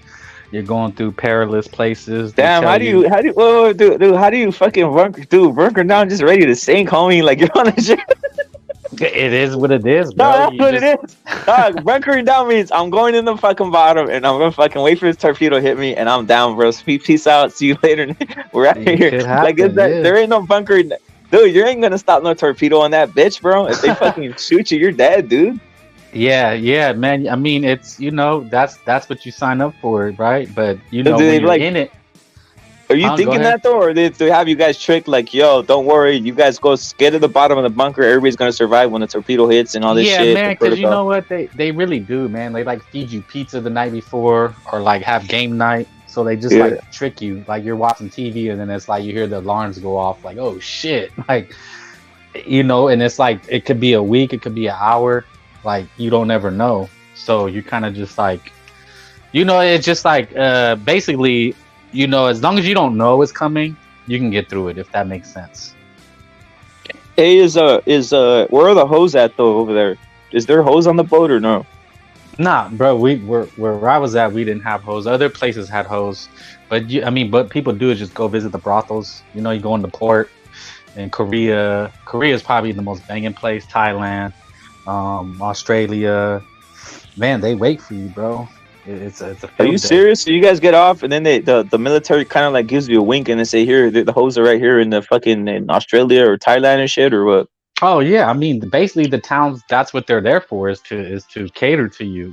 Get your money, get your American dollars or whatnot. Sometimes you could trade in your currency, but mostly the dollar carries weight, and that's how they survive. Yeah, it is based off us coming in and running amok, causing. So were there any of these fucking weird grimy Crips on the fucking Navy ship, dude? Oh yeah, I mean from Alabama, from everywhere. Yeah, but they're like, I can't wait, and they're out there like just attacking niggas in the shower and shit. Nah, fool, it's not prison. Come on. Fool. No, I'm just asking, bro, because it's like weird though. Like I'd be tripped out being on the ship for how long? How long is like a typical ship move, bro? Like I said, bro, like usually the tours are 6 months, but at a time, it could be anywhere from 2 months to a week. It just depends, like what the status is. So, like we were ready to go to Thailand, and then we were told tensions were high, so we couldn't go to Thailand. So we were on high alert because of like what you said, everything that has happened. Because we're going through the Middle East, and they're ready to drop bombs on you. Yeah. So yeah, man, go but like going to the Arab countries, they say don't go here. They're suicide bombers. I mean, I wasn't in the trenches like the other homie, but you're still like basically a target. Like basically that's what they tell you. Everywhere you go, you're a target. Being an American. I'm not even capping. This a serious question. So when you got off of the fucking the ship, did you guys have the old school like Navy fucking fatigue and shit, like the fucking white fool? No, hell nah. You're a target, fool. You'll get. No, I'm just asking, bro. Yes. No, fools would do it like fucking with the little, fucking. Hey, let me find out. Hey, bro, let me find out you had the fucking open shirt, and then there's like a fucking huge anchor tattooed on your chest, bro. Nah, fool. Those are goofies, bro. Like goofy white boys did that shit. They're like, they never seen like, bro. We had dudes from like Alabama, like basically like it really was a culture shock, right? Because really, black dudes first time. I never seen a black guy. And the black guy be like, "What you staring at, honky?" Like it What's your MOS? Gets crazy like that. Huh? What's your MOS? Damn. Gonzalo's gonna make you fucking salute him, homie. No, I'm just asking. I'll tell you in the chat. I'll tell you in the chat. Oh, he's telling. Okay. I was secret. I don't even know what that shit means, bro. I don't know. It's classified, Gonzalo. It's classified. Oh yeah, no, I don't even know what that shit. What does that mean, Gonzalo? Break it down. I don't even know what that shit is. What is that? Like a ranking? My rank or my position? No, that's the title of your job, of your MOS. Yeah. That's what I figured. Yeah, it's classified. Okay. I cannot detail. I was 11 Mike, 11 Bravo. Oh shit. Mechanized infantry. Bro, if I came out the military, no cap, bro, I'd just be telling everybody I'm Captain Colonel, fucking all this shit, homie. Everything. Like fucking Sergeant, Lieutenant, Captain, Colonel, fucking Navy ship, Captain, motherfucker, all this shit, dude. Well, no, look, I'm gonna be honest, because someone thinks I'm Captain. It's embarrassing. Look, it's just like, because Zala, he's talking like he's carrying our M16s, bro. I'm telling you, I was watching fights on eating pancakes while y'all. Oh, he chilling. Like that's why it's kind of embarrassing to claim it, but then I know why. Who like cares, bro? It's just fucking everybody. Yeah, because everybody's on our ship, Marines. Because we're the ones that transport the Marines to the the battlefields, right? Yeah. So, but we were just like, man, I'm fucking eating cup of noodles, watching fucking sports. We're gambling. You heard it, man. You heard it. Fucking Frank was a general. Frank was a general. He sent these motherfuckers to go die, bro. That's fucked up. That's the captain. That's the captain of the ship. He just drive. Hey, everybody go attack. He's just eating their fucking a waffle and shit. He's just fucking Frank was the general, dude. Crazy, dude. That's nuts, homie. We got a general on here. The general, nah, man. I mean, shit did get crazy though because fools are like falling overboard, and you know the jets are taking off and they're flying off. You know they're getting blown off by the jets. Like it's pretty dangerous, bro. Like it's really dangerous. But you know you have a false sense of security and shit. No, the chat's sergeant is sergeant. He's saluting you for your service, bro. Yes, I salute Frank and I salute Gonzalo for your service, bro, for reals. Because you know what? Those are real motherfuckers out here. Because it's like, I don't think now, from what I've seen recently, like just I read a lot of shit. I see a lot of like videos and shit. I've seen that recently, like a lot of like the armed forces, they're not getting fools to enlist anymore because of the way it is, bro. It's kind of soft, so fools don't even want to go enlist anymore, even if they're getting paid or whatever. Dude, I'm not fucking Johnny Patriot out here either. Like, it's not like I'm fucking gun-ho USA. I mean, cut the crap, Frank. You got the American bandana out there with the fucking... I do. You're right. Yeah. I'm fucking... What did Hulk Hogan do? USA, brother. Yeah. With the fucking... hey, bro. Every time you go swimming in the pool, you gotta have the fucking Rambo knife in your mouth, homie.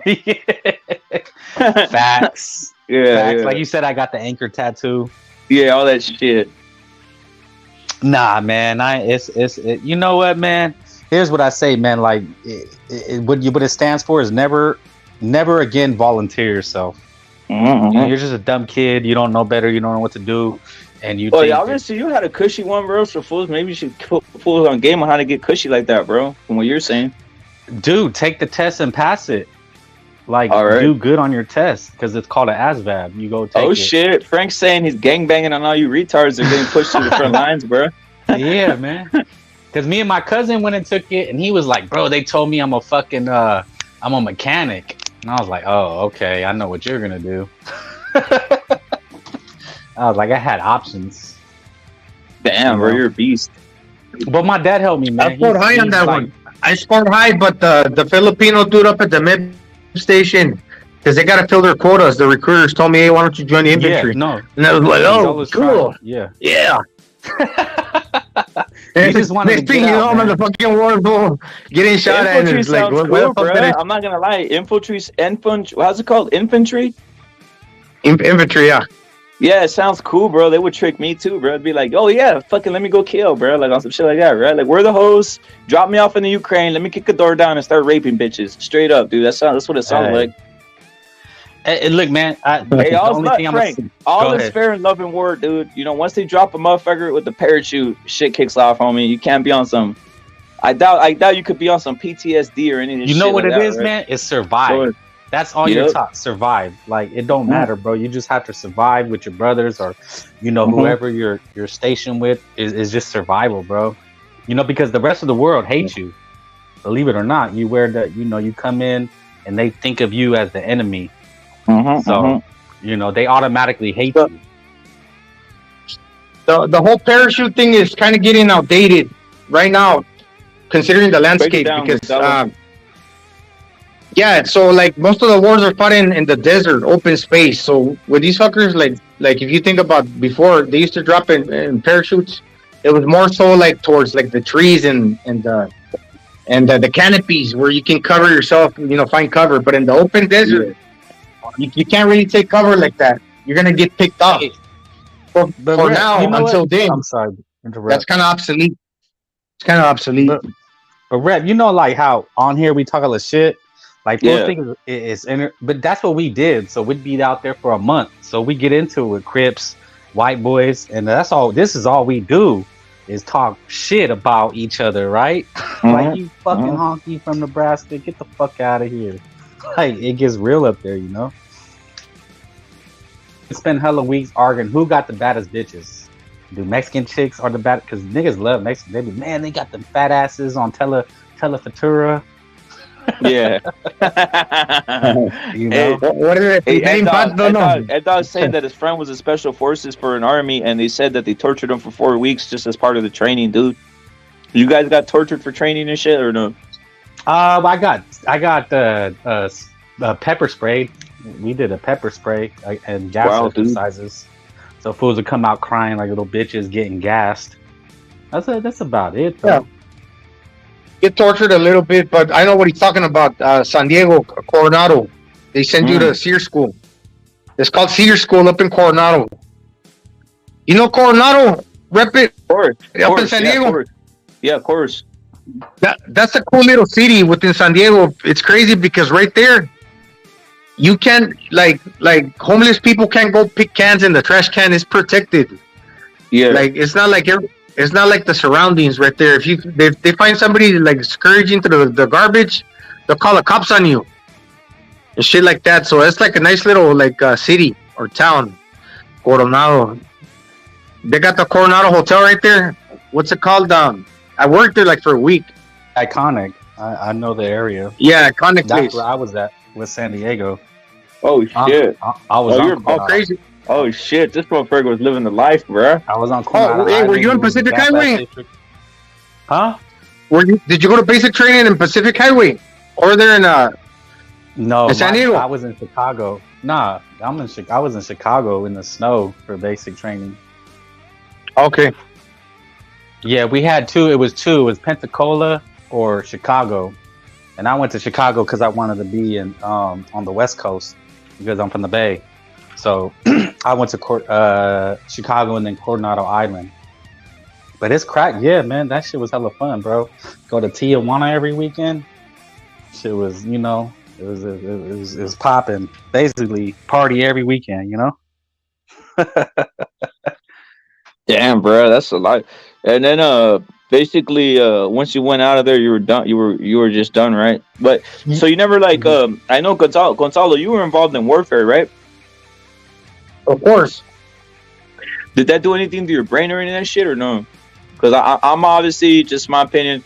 I've said this. I've never been involved in warfare or shit, so it's like I might be speaking for nothing. But I've always thought, like, just from my assessment, I've always thought, like, if they're sending me into war, I'm going to kill, then I don't give a fuck, right? Like, I'm just killing.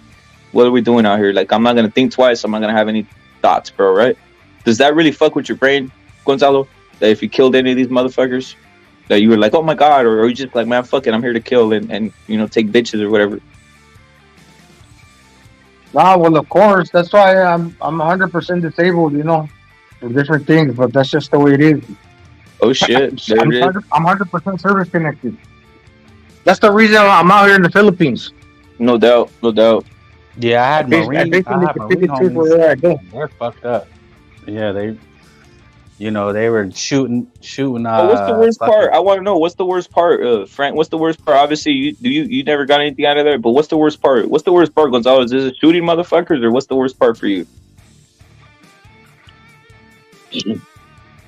Everything, for like getting blown up, taking casualties. Oh shit! From your company, your platoon, blowing motherfuckers up.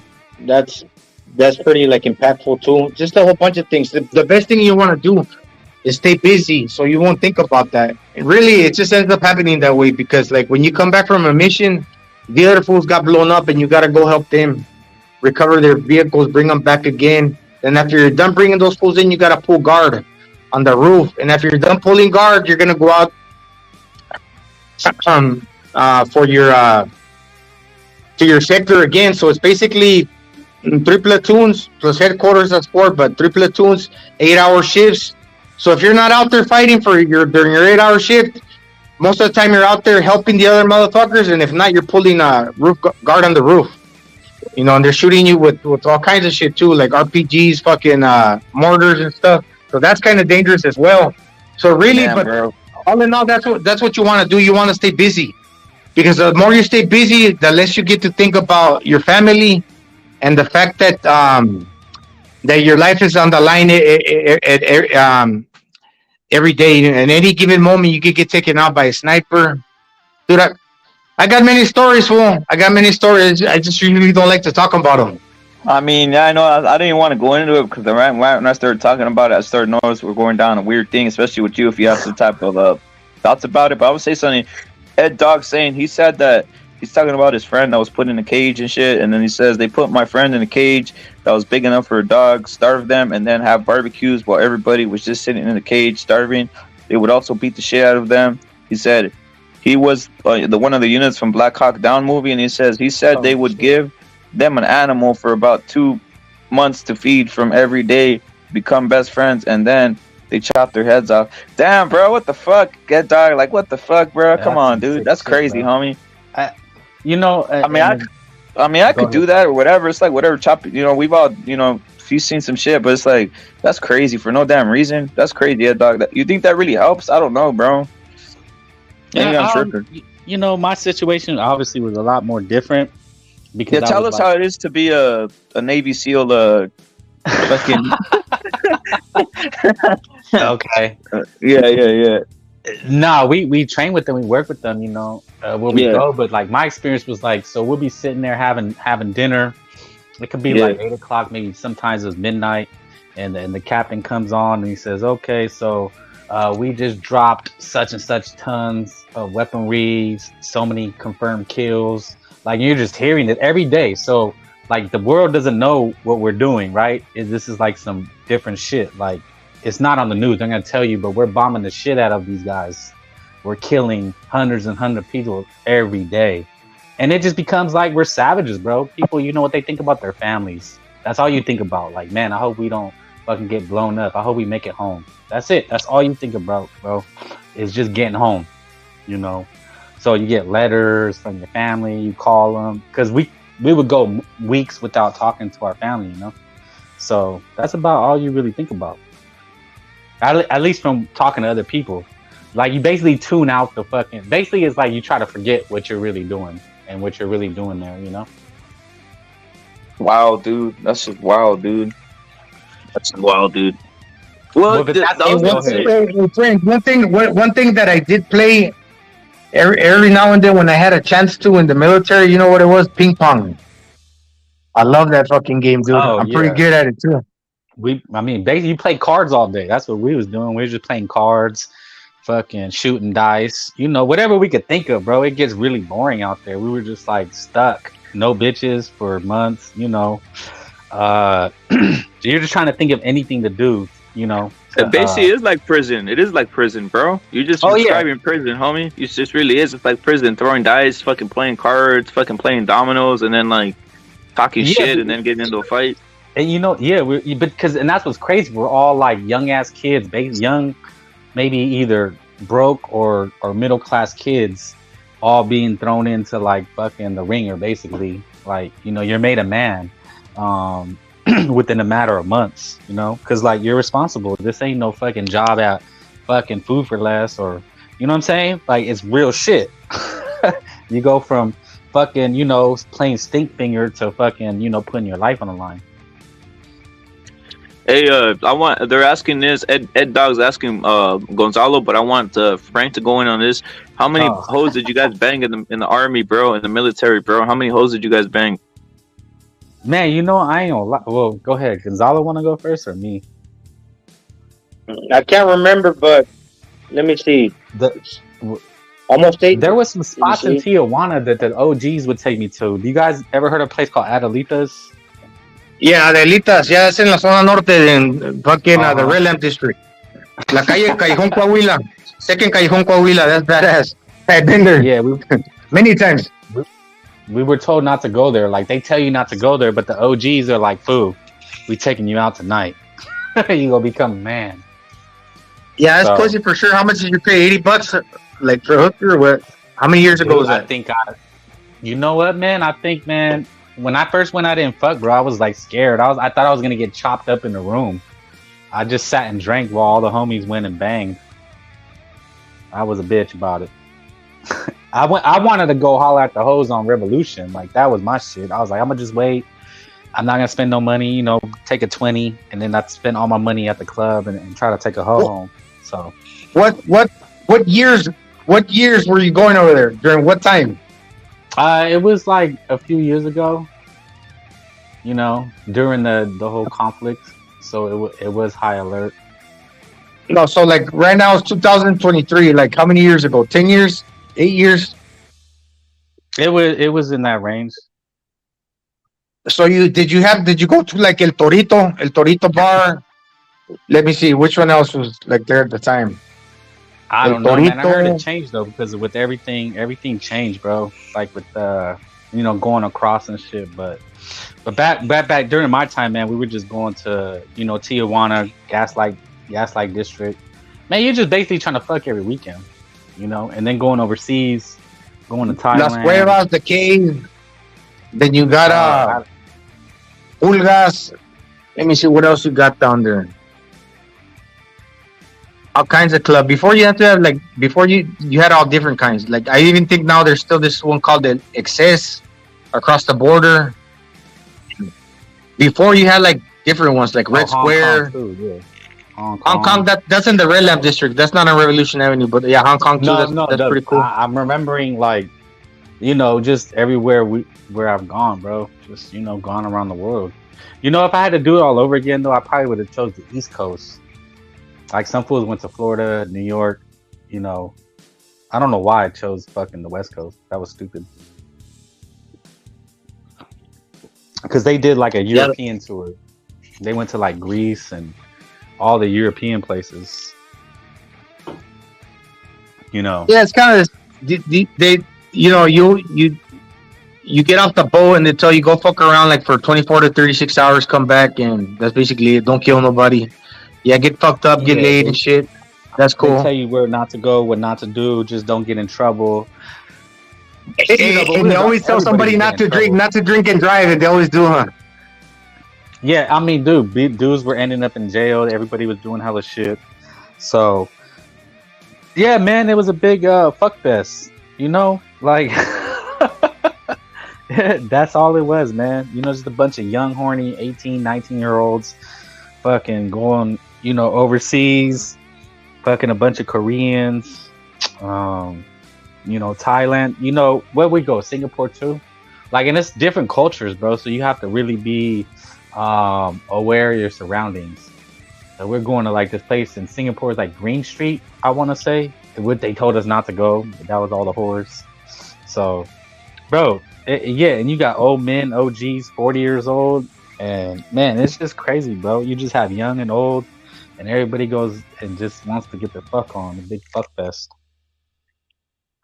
You know, because you're not seeing chicks for like weeks, months, you know. So, yeah, man. I don't know. I mean, I feel bad, man, because Gonzalo was really in. It's what they call being in the shit. I was in the city of Samara, inside the. Well, how many bitches did you bang out there, Gonzalo? I can't recall, man, but it must have been close to, I don't know, 50, 60. 50? I mean, were they all like army bitches, or were they just random, or like Iraqi bitches? Or you gotta figure 8 years on an average. Even if you fuck 5 or 6 a year, that's close to 50, and there was way more than that. At a certain point, I was younger, so I mean, I used to pick up chicks every now and then on a regular basis. It wasn't like Tijuana where it's like it's just everywhere. Anytime you want to fuck, you can. Basically, just living in the hotel rooms and shit, like whatever. I'm a Mexican boy, you know. Did you get any Iraqi bitches? Now we used to go and tie them families up and put them in a room, and we allowed like maybe like one guy sometimes to go out and to his work and come back, because basically him knowing that you got his family, he would kind of be scared to, like, for example, go and run to the terrorists and tell them, hey, they're right there in my house. So basically take that house over, go to the second roof, and watch the intersections for the insurgents. You know, when they're planning the bombs, a lot of times we would catch them and shit like that during the nighttime with their night vision. So yeah, that's when they would like burrow the IEDs under the ground. So we take the houses over sometimes, and we take the families over. And I didn't I heard of some people that did. You know, they would take the house over and basically they would hook up with the chicks. Not all the time, but you did hear about that shit. And I think even like some fools on the real, they rape the girls. That moves right there, bro. I'm not surprised. Did any of them take a hold back, or could you ever take a hold back? Did that happen? Because I know, like, I seen some shit like fools used to take hoes back from Vietnam and shit. Did they take any Iraqi chicks back or no? I think it happened one time. I heard it in the news. Some dude. He got married. He got married to a chick from Afghanistan. It came out on the news. Like, I think he waited. He didn't like have sex or anything with her, but he met her over there. Then, like, later, after he came back from the deployment, and I think when he got out the army, he contacted the chick and he brought her back. Right. All kinds of crazy stuff happened to him. Yeah, people try to bring stuff back from over there, like money, objects. Freaking fools killed a lot of people over there with impunity. A lot of hate crimes too. People got caught for that shit. And hey, imagine being, hey, Gonzalo, imagine being like Frank Gonzalo. Imagine being that fool from the Navy, and then you get off on Thailand or whatever the fuck, and you get your whore, and then you want that whore. You want to take that whore back to marry her over there in the US. I've seen that. That's crazy, homie. That's crazy, dude. Hey, yeah, but what they told us about like Thailand is that they had an AIDS epidemic, so they were like, bro, you better be careful. Is this true though? They really had an AIDS epidemic out there. Yeah, probably because you got a lot of lady boys and the HIV is more prevalent in the homosexual community because that's anal sex. It's like the blood contains the fucking HIV. When you have if you have sex with the chick that's infected with HIV, it's like Russian roulette. It's not a guarantee that you're gonna get infected. You could fuck her and not get infected because it's safer to have sex the normal way than it is for the homosexuals. Because blood on blood, man, that's for sure. It's the same thing with the syringes. That's high risk. So there's always going to be more AIDS with the homos. And over there in Thailand, there's a bunch of like lady boys. That's a fucking fact. They warned us. They were like, don't do it. But if you have to do it, be careful. Because it was running wild over there. But then like when you go to the Middle East though, bro, like there's some places, but bro, they're hella strict, bro. Like I remember there was only certain places you can go where they had liquor. Like they don't fucking play over there, Fucking seeing women in shawls and sheets is like crazy as fuck, bro. They got their little city out there that's like Sodom and Gomorrah, but they don't advertise it or publicize it. Like, when we used to take over these houses, a lot of them fools had porno on their cables, on their satellites. But they're kind of discreet about it. But when you go inside their dwellings, inside their personal life, you get to see a bunch of shit that they don't publicize to the world. Yeah, but they're fucking freaky too. Yeah, but the laws, man, the laws are in place for a reason. It makes for a safer community, and you hear like Andrew Tate speaking about that. Like, he'd be running around the town, and you see like the princess, the prince walking around the people. Like, there's stuff that they do that make the place safer. Yeah, dude, it's a fucking desert though. Like, it's like there's no hills, there's nothing. It's hot as shit. I don't think I've ever been in a hotter place. It's just fucking, oh man, it's disgusting. Yeah, it's hot and it's cold too. It gets cold. Bro, you can't even drink like 2 beers out there when you feel like you're about to die. Like, I don't know, man. I didn't like it. It's super hot, but then it's cold. It's real cold in the night. Because even if it's 120 degrees, if the temperature drops 20 degrees, you're gonna feel like you're freezing because you got so used to the hot. I wasn't in a submarine. I could have been, and I almost did, but I was like, nah, fuck that. I don't want to be in no sub.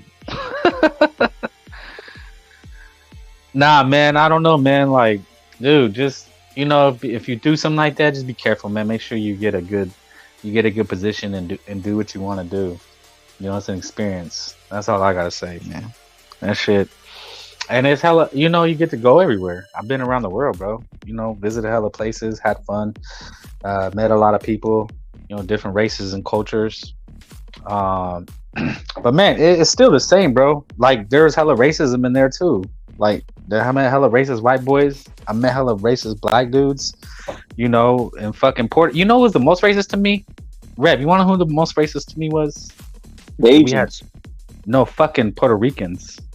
That's astonishing. We had the most beef. They couldn't stand us, bro. I was like, okay, so he speaks Spanish, Latino brother. Nah, they were like, we fucking hate you, y'all. Y'all fucking some dirty ass. They look at us as dirty roaches, less than roaches. That's crazy, dude. Yeah, that's who it was real beef with, was the because there's hella New York kids, you know, they get in the military. I don't know if Gonzalo met the Puerto Ricans. Yeah, there was a few Puerto Ricans where I was stationed. Nah, the like Asians later. are cool as fuck. Go ahead. No, not just later. Like I was stationed in Kansas, and Puerto Rico, California, and later I went to I was stationed in Georgia. So that's closer over there on the East Coast. There's more Puerto Ricans out there. Mm-hmm. I don't know. They just they like hated us. They didn't no respect. Was always beefing with them. He was always talking shit. Like they're hella loudmouths. I don't know. That was a thing. Like they just got some big ass mouths. There's hella Asians though. But the Asian guys, I don't know. They're hella cool, bro. They stick to themselves. And were you with a lot of Asians, Gonzalo? Not too many. Nah? No, not even too many Mexicans, really. Only when I was in Puerto Rico, California. When I re-enlisted, there's a lot of Mexicans over there, but in the other places, no.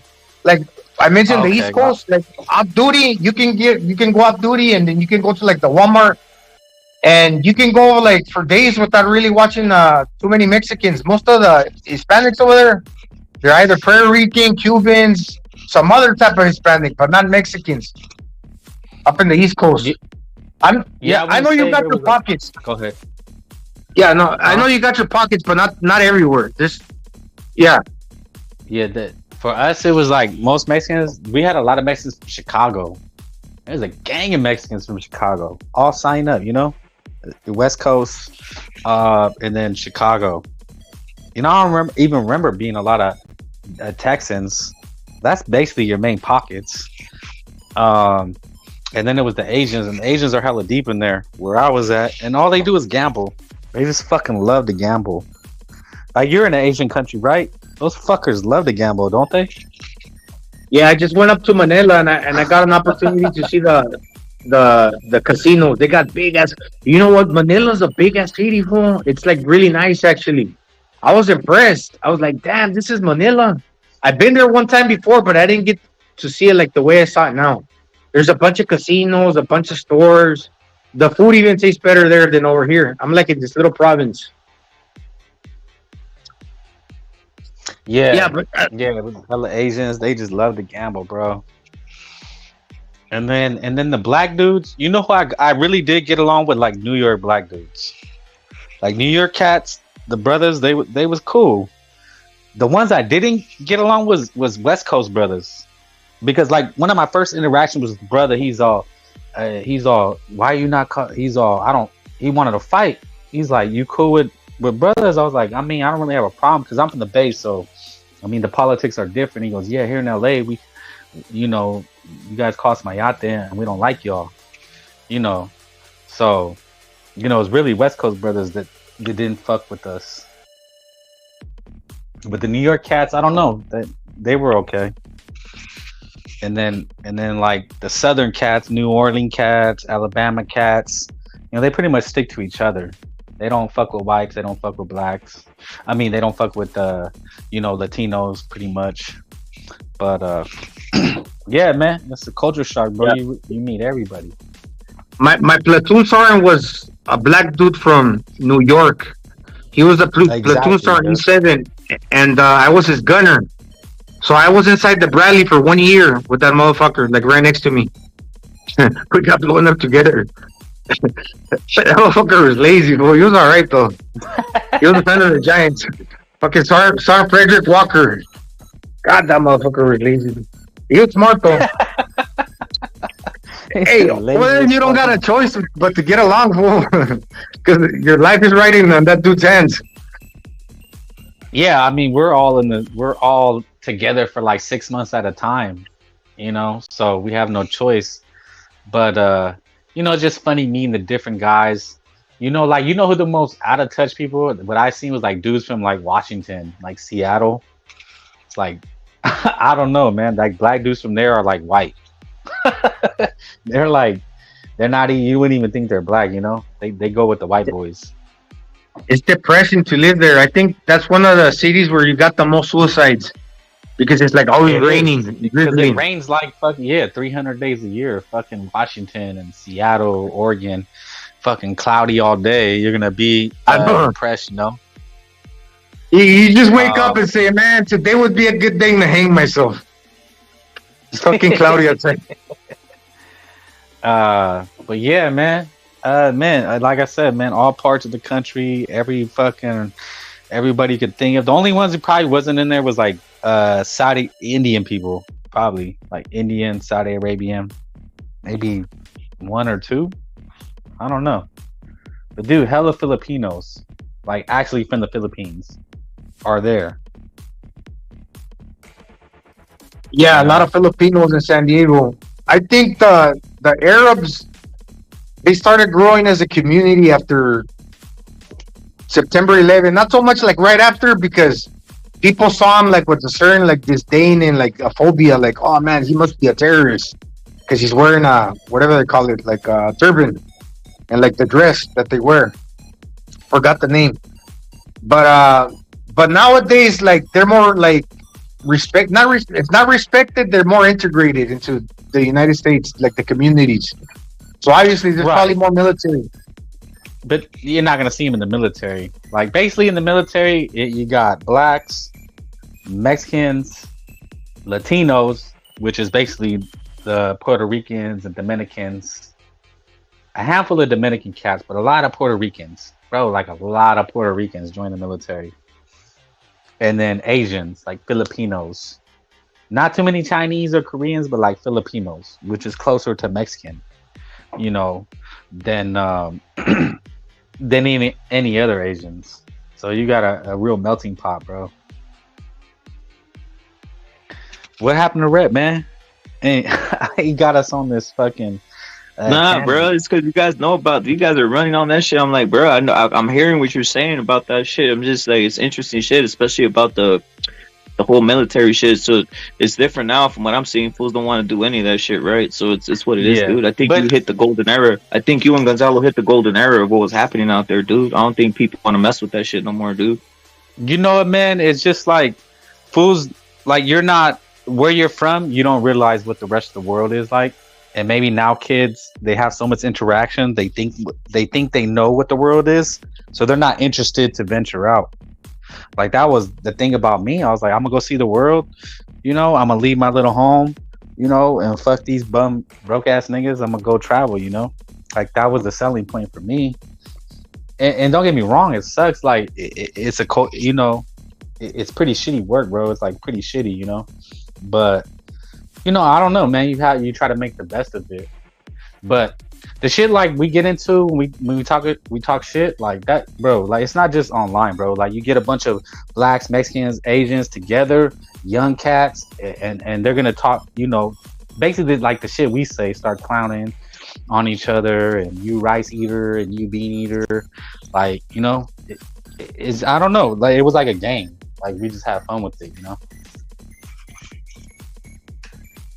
That's wild, dude. That shit's wild, dude. Gonzalo, what you think of that? Were you on some shit talking out there with that fucking lazy black guy you had in your fucking? You're like, hey. You're like, dude, that motherfucker was lazy, dude. But he was the big dog. He was the platoon sergeant. So, like, I mean, I was pretty much running the show because, like, I was like scanning the sector inside that fucking light armored vehicle 24/7. during our shift. And all the while, this dude is sleeping. Sometimes he's busting out the map and radioing in the coordinates to lead all the other tanks. But really, I would have to like go mount that weapon, do the functions check, cycle the ghost round.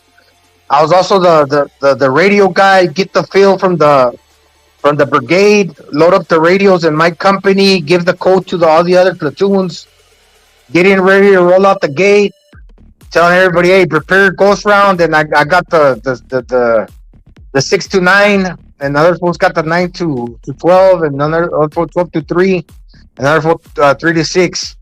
So I'm scanning the sector, no. Yeah. And once we get where we need to get, and the fucking dudes from the back dismount, I'm just fucking like I'm controlling my sector, from 6 to 9 and 9 to 6. Just scanning, like a fan, whatever coming down whatever I'm looking at through the high mag or the low mag. If you want to see like real far away, you grab that high magnitude and you zone it into like a smaller area that can see at a greater distance, and then you could put your crosshairs on the target if you're getting fired upon, and then you just shoot back. You shoot back the 7.62, basically your coaxial, your support weapon. But if you need to bust out the big dog, you load up your armor piercing or your high explosive or your armor piercing rounds to drop down range. And then you just fucking take fools out. If vehicles get close to you, whether they know or not, you take them out, because those are the IEDs coming in. And when you go dismount, like I said, you go and take over the houses on the second floor and shit like that.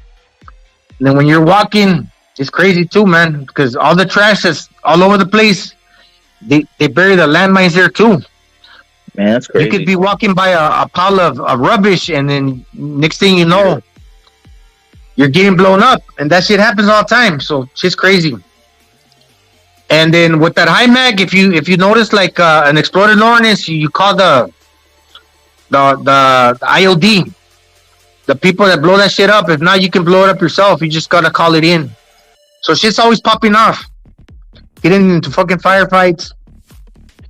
And it's quite disturbing, man. Honestly, this shit's fucking crazy.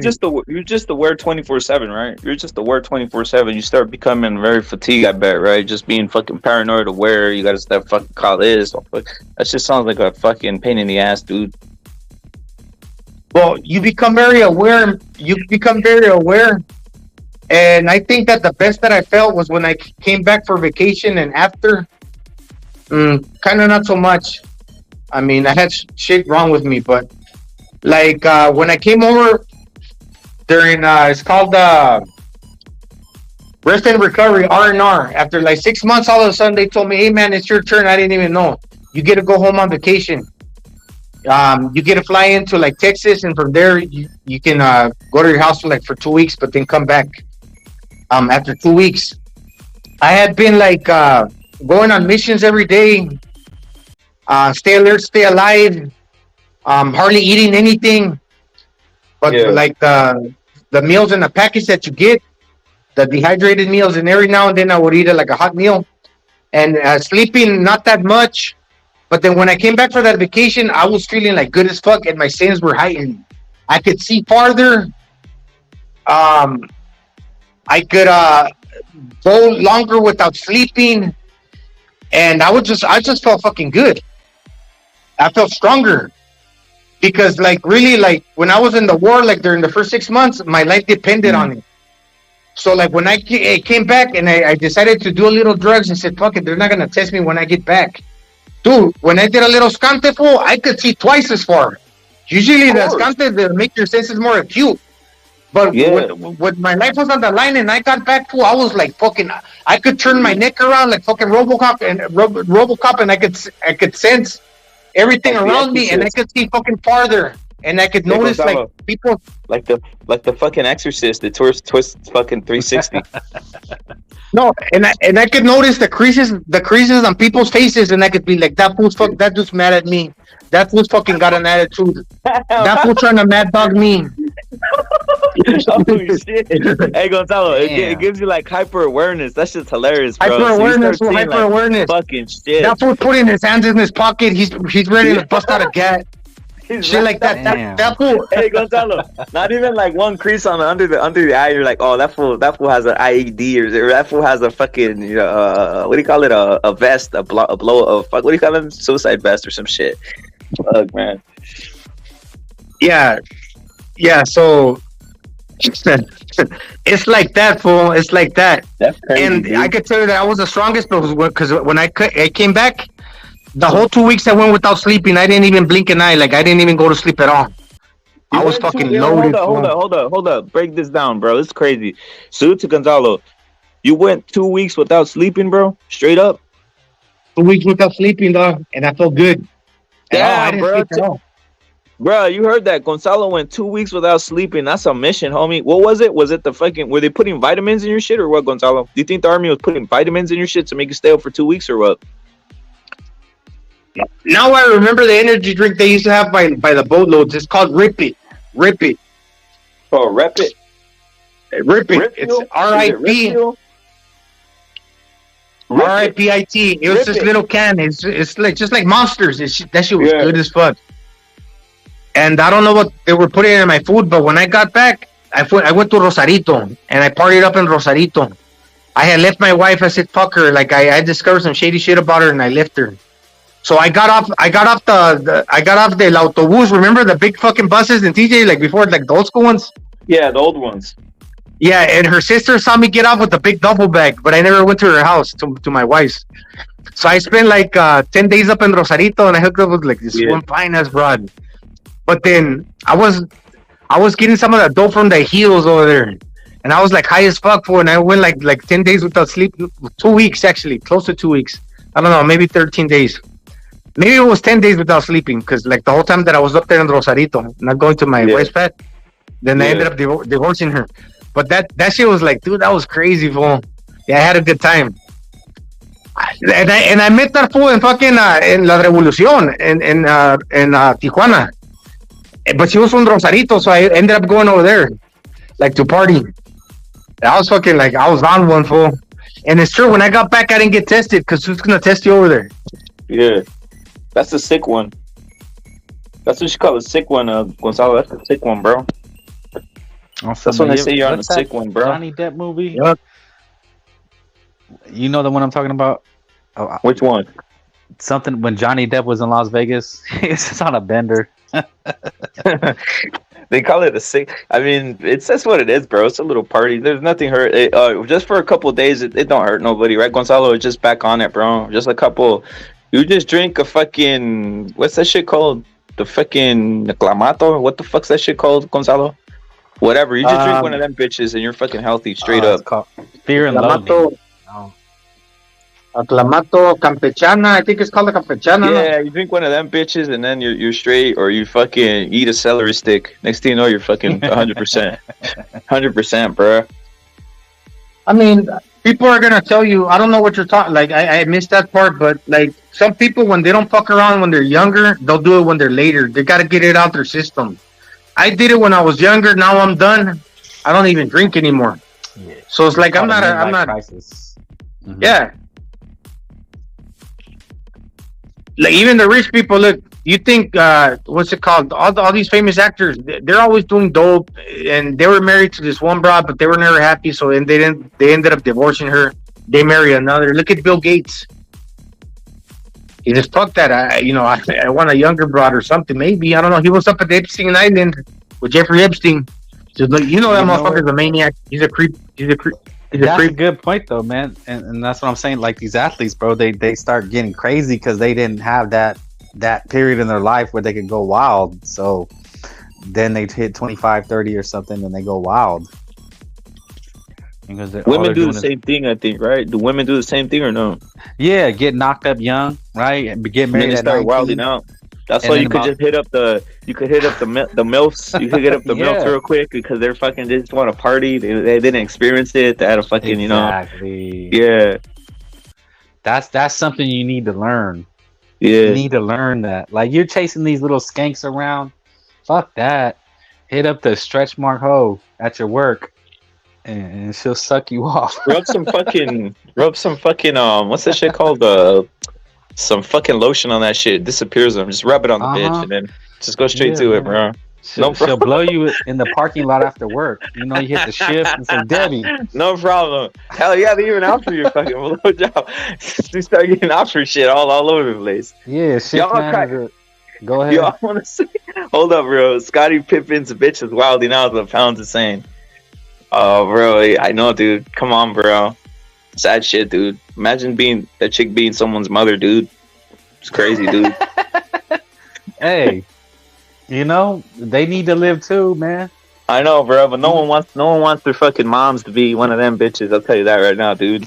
Well, if she had you young, what you expect? You know, she had you at 16, 19, 21. Especially right now with fucking people with fucking Instagram and all this shit, dude. And you see your moms, and then she's like right there, and then she's throwing the whole, yo, I'm out here. And I mean, what the fuck you think you're doing at night saying I'm out here with a dude, bro? Come on. You know what I mean? Like, what's going on out here, bro? Yeah. Oh, shit. Know, they want to, it's called sowing your wild oats. You know, that's what you're supposed to do, you know, as a junior, senior, whatever, you know, you're supposed to sow your wild oats.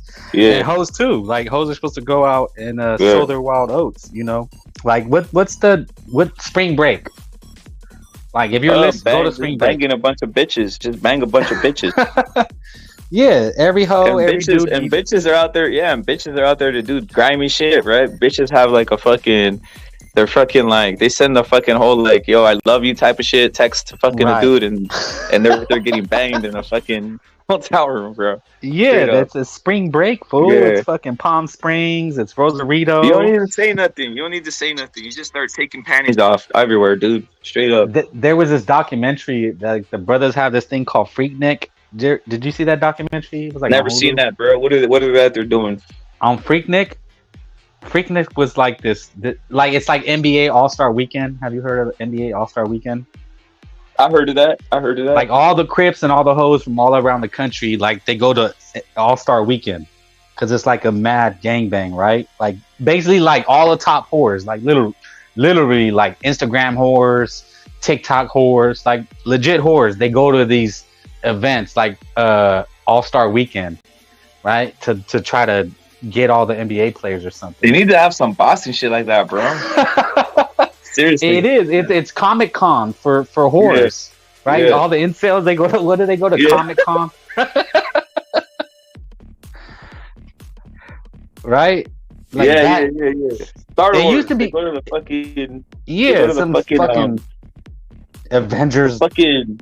Comic-Con all that shit. Bullshit. Yeah. I mean, there's actually some freaky bitches that go to some of these shits. They dress like these fucking like, you know, they dress like on some like big boob bitches or shit. You know, they go try like playing their dudes are all playing the part. Dudes are all playing the part that they like this fucking like, oh yeah, that's cool, fairy tales or whatever. The bitch is dressed like Snow White with fucking big, you know, big titties and shit. Right. Yeah, all some shit. Yeah. Like my dad told me, he said, son, you need to go to Mardi Gras. That's a bucket list. Mardi, you know, like when Mardi Gras, I went, they have like a festival in San Diego and I peeled mad hoes. It was like some Mardi Gras festival.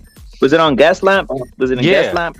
Gaslamp has a big Mardi Gras type of festival. You know, you throw the bead at a hoe and she flashes you.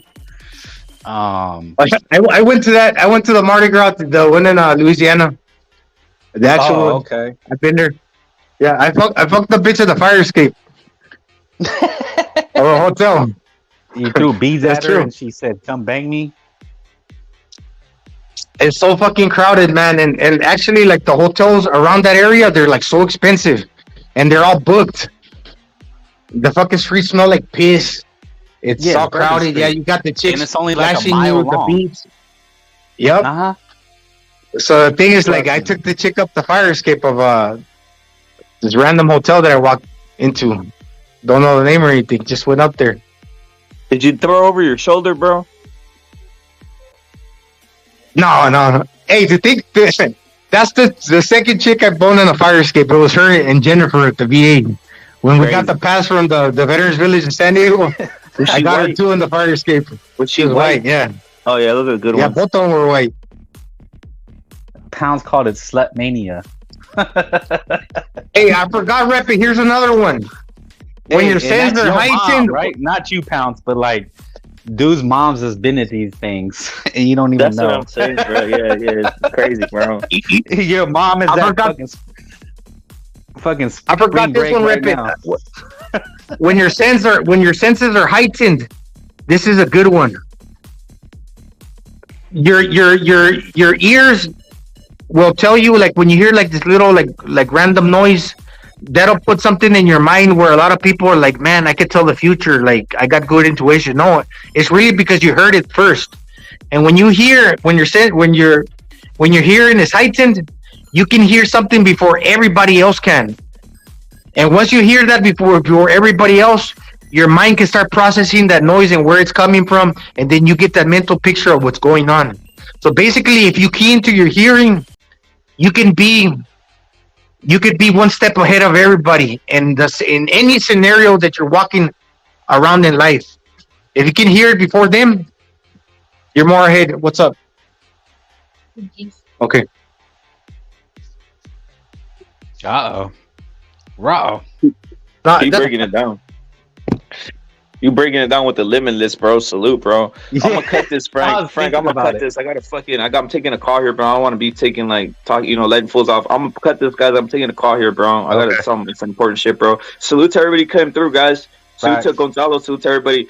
I don't want to be off this shit, but salute, bro. Great conversation, bro. It's actually good and cooking, but I'm taking a call here, bro. It's pretty damn important. Peace out, guys. Worries, bro. Handle it. No doubt. Salute to Frank, bro. Salute to Gonzalo. Salute to Pounds. Everybody in there, bro. Handsome dude. Everybody. Pachuco. Everybody.